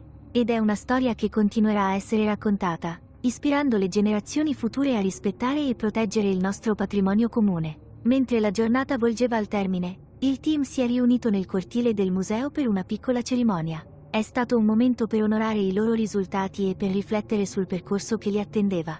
Jonathan si fece avanti per rivolgersi al gruppo, la sua voce portava il peso delle loro esperienze collettive. Abbiamo affrontato sfide incredibili e fatto sacrifici profondi, ha esordito. Ma nonostante tutto, abbiamo mantenuto i principi del nostro lavoro: scoprire la verità, onorare il passato e proteggere l'eredità di coloro che sono venuti prima di noi. Questo museo rappresenta una testimonianza di questi principi e della resilienza e dedizione del nostro team.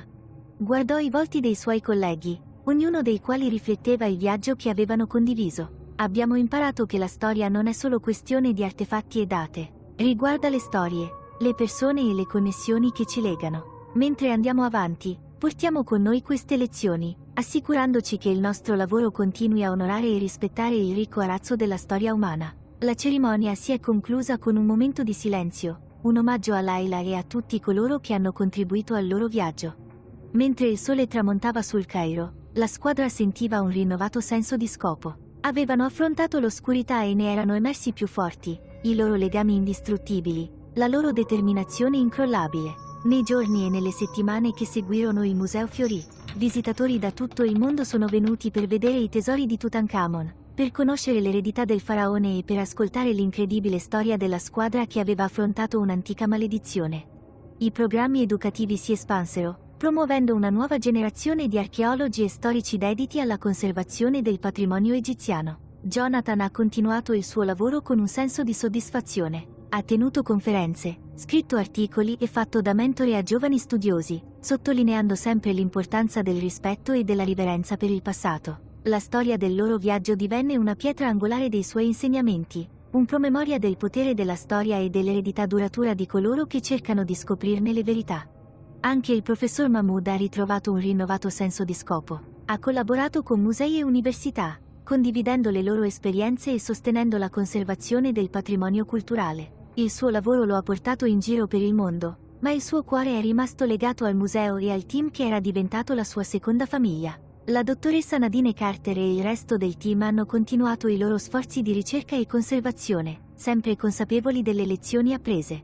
Hanno sviluppato nuove tecniche per preservare i manufatti, garantendo che le generazioni future potessero sperimentare le meraviglie del passato dell'Egitto. Il loro lavoro è stato una testimonianza della loro dedizione e dell'eredità di coloro che li avevano preceduti. Con il passare degli anni, la storia della maledizione e della vittoria della squadra divenne una leggenda a sé stante. Era una storia raccontata nelle aule, nei musei e attorno ai fuochi, una storia di coraggio, sacrificio e legami indissolubili di amicizia.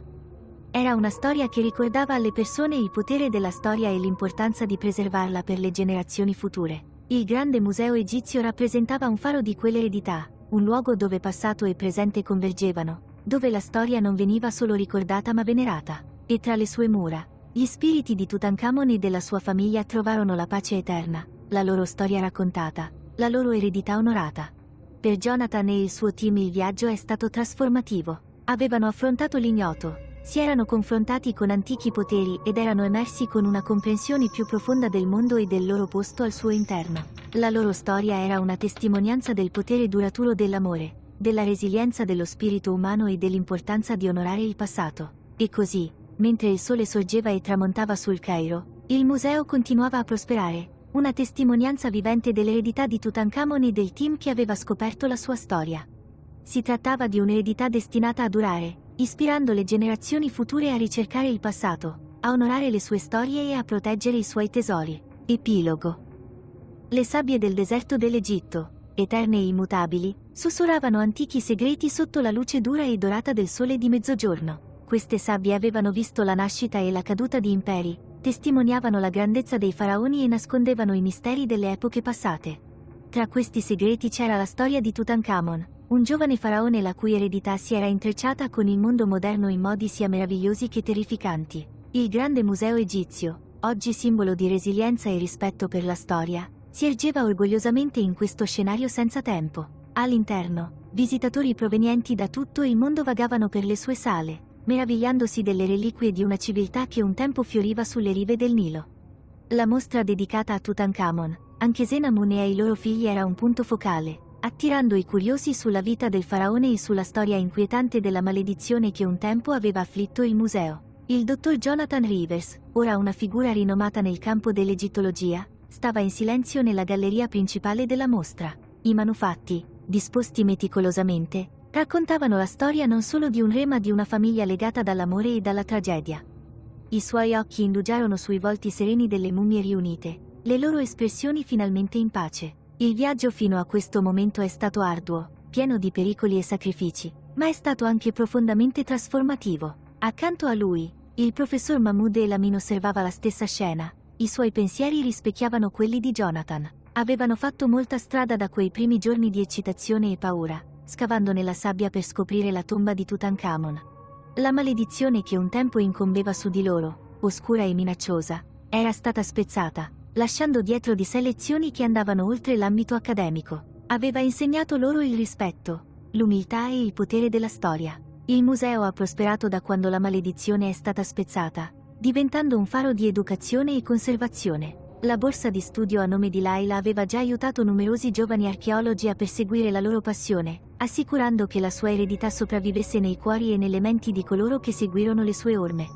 Il suo coraggio e il suo sacrificio sono stati ricordati non solo nei memoriali, ma nel lavoro vivace e continuo che ha definito la missione del museo. Un gruppo di studenti si è riunito attorno a una delle vetrine, i loro volti accesi di curiosità e meraviglia. Jonathan sorrise mentre ascoltava la loro guida raccontare la storia dell'amore di Tutankhamon per Ankhesenamun e il tragico destino dei loro figli. Era una storia che risuonava profondamente, un ricordo delle connessioni umane che attraversavano millenni. Mentre il tour proseguiva, Jonathan si rivolse a Mahmoud. È incredibile, vero? Vedere come queste storie continuano ad affascinare e ispirare. Mahmoud annui. Ci ricorda perché facciamo questo lavoro. Non si tratta solo dei manufatti, riguarda le vite che rappresentano e le lezioni che ci insegnano. Attraversarono la galleria, passando davanti a mostre che mostravano gli estesi sforzi di ricerca e conservazione compiuti per preservare questi tesori. La maledizione era stata un catalizzatore per gran parte di questo lavoro, spingendoli a innovare e collaborare in modi mai visti prima.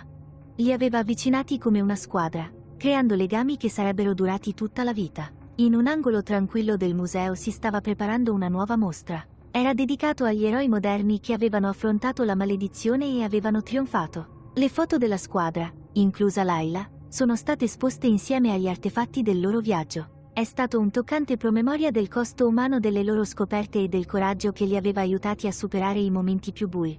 Mentre il sole cominciava a tramontare, proiettando una calda luce sulla città, Jonathan e Mahmood si ritrovarono sulla terrazza del museo. La vista del Cairo, con le piramidi in lontananza, era mozzafiato. Era una città di contrasti, dove l'antico e il moderno convivevano in un arazzo dinamico. Abbiamo fatto qualcosa di straordinario qui, disse sottovoce Jonathan. Abbiamo colmato il divario tra passato e presente, assicurando che le storie di coloro che sono venuti prima di noi siano ricordate e onorate. Mahmood sorrise. E abbiamo dimostrato che la storia non è solo una serie di date ed eventi, ma una raccolta di esperienze umane che continuano a plasmare il nostro mondo. L'epilogo del loro viaggio non è stato una fine ma un inizio. Ha segnato l'inizio di un nuovo capitolo, in cui le lezioni del passato hanno guidato i loro sforzi futuri. Il museo continuerà a essere un luogo di apprendimento, scoperta e riverenza, una testimonianza del potere duraturo della storia. Al calare della notte, le luci del museo illuminavano le statue e i manufatti, proiettando lunghe ombre che sembravano danzare nel silenzio. Gli spiriti di Tutankhamon, anche Senamun e dei loro figli erano in pace, la loro storia veniva raccontata e la loro eredità al sicuro. Per Jonathan, Mahmood e il loro team, il lavoro sarebbe continuato, guidati dalla stessa passione e rispetto che li avevano aiutati ad affrontare le loro sfide più grandi. Nel silenzio della sera, Jonathan guardò la città e sussurrò una promessa silenziosa agli spiriti che erano venuti per onorare e comprendere. Il loro viaggio era stato di scoperta e trasformazione e avrebbe continuato a ispirare e illuminare coloro che camminavano per le sale del grande museo egizio per le generazioni a venire. Fine.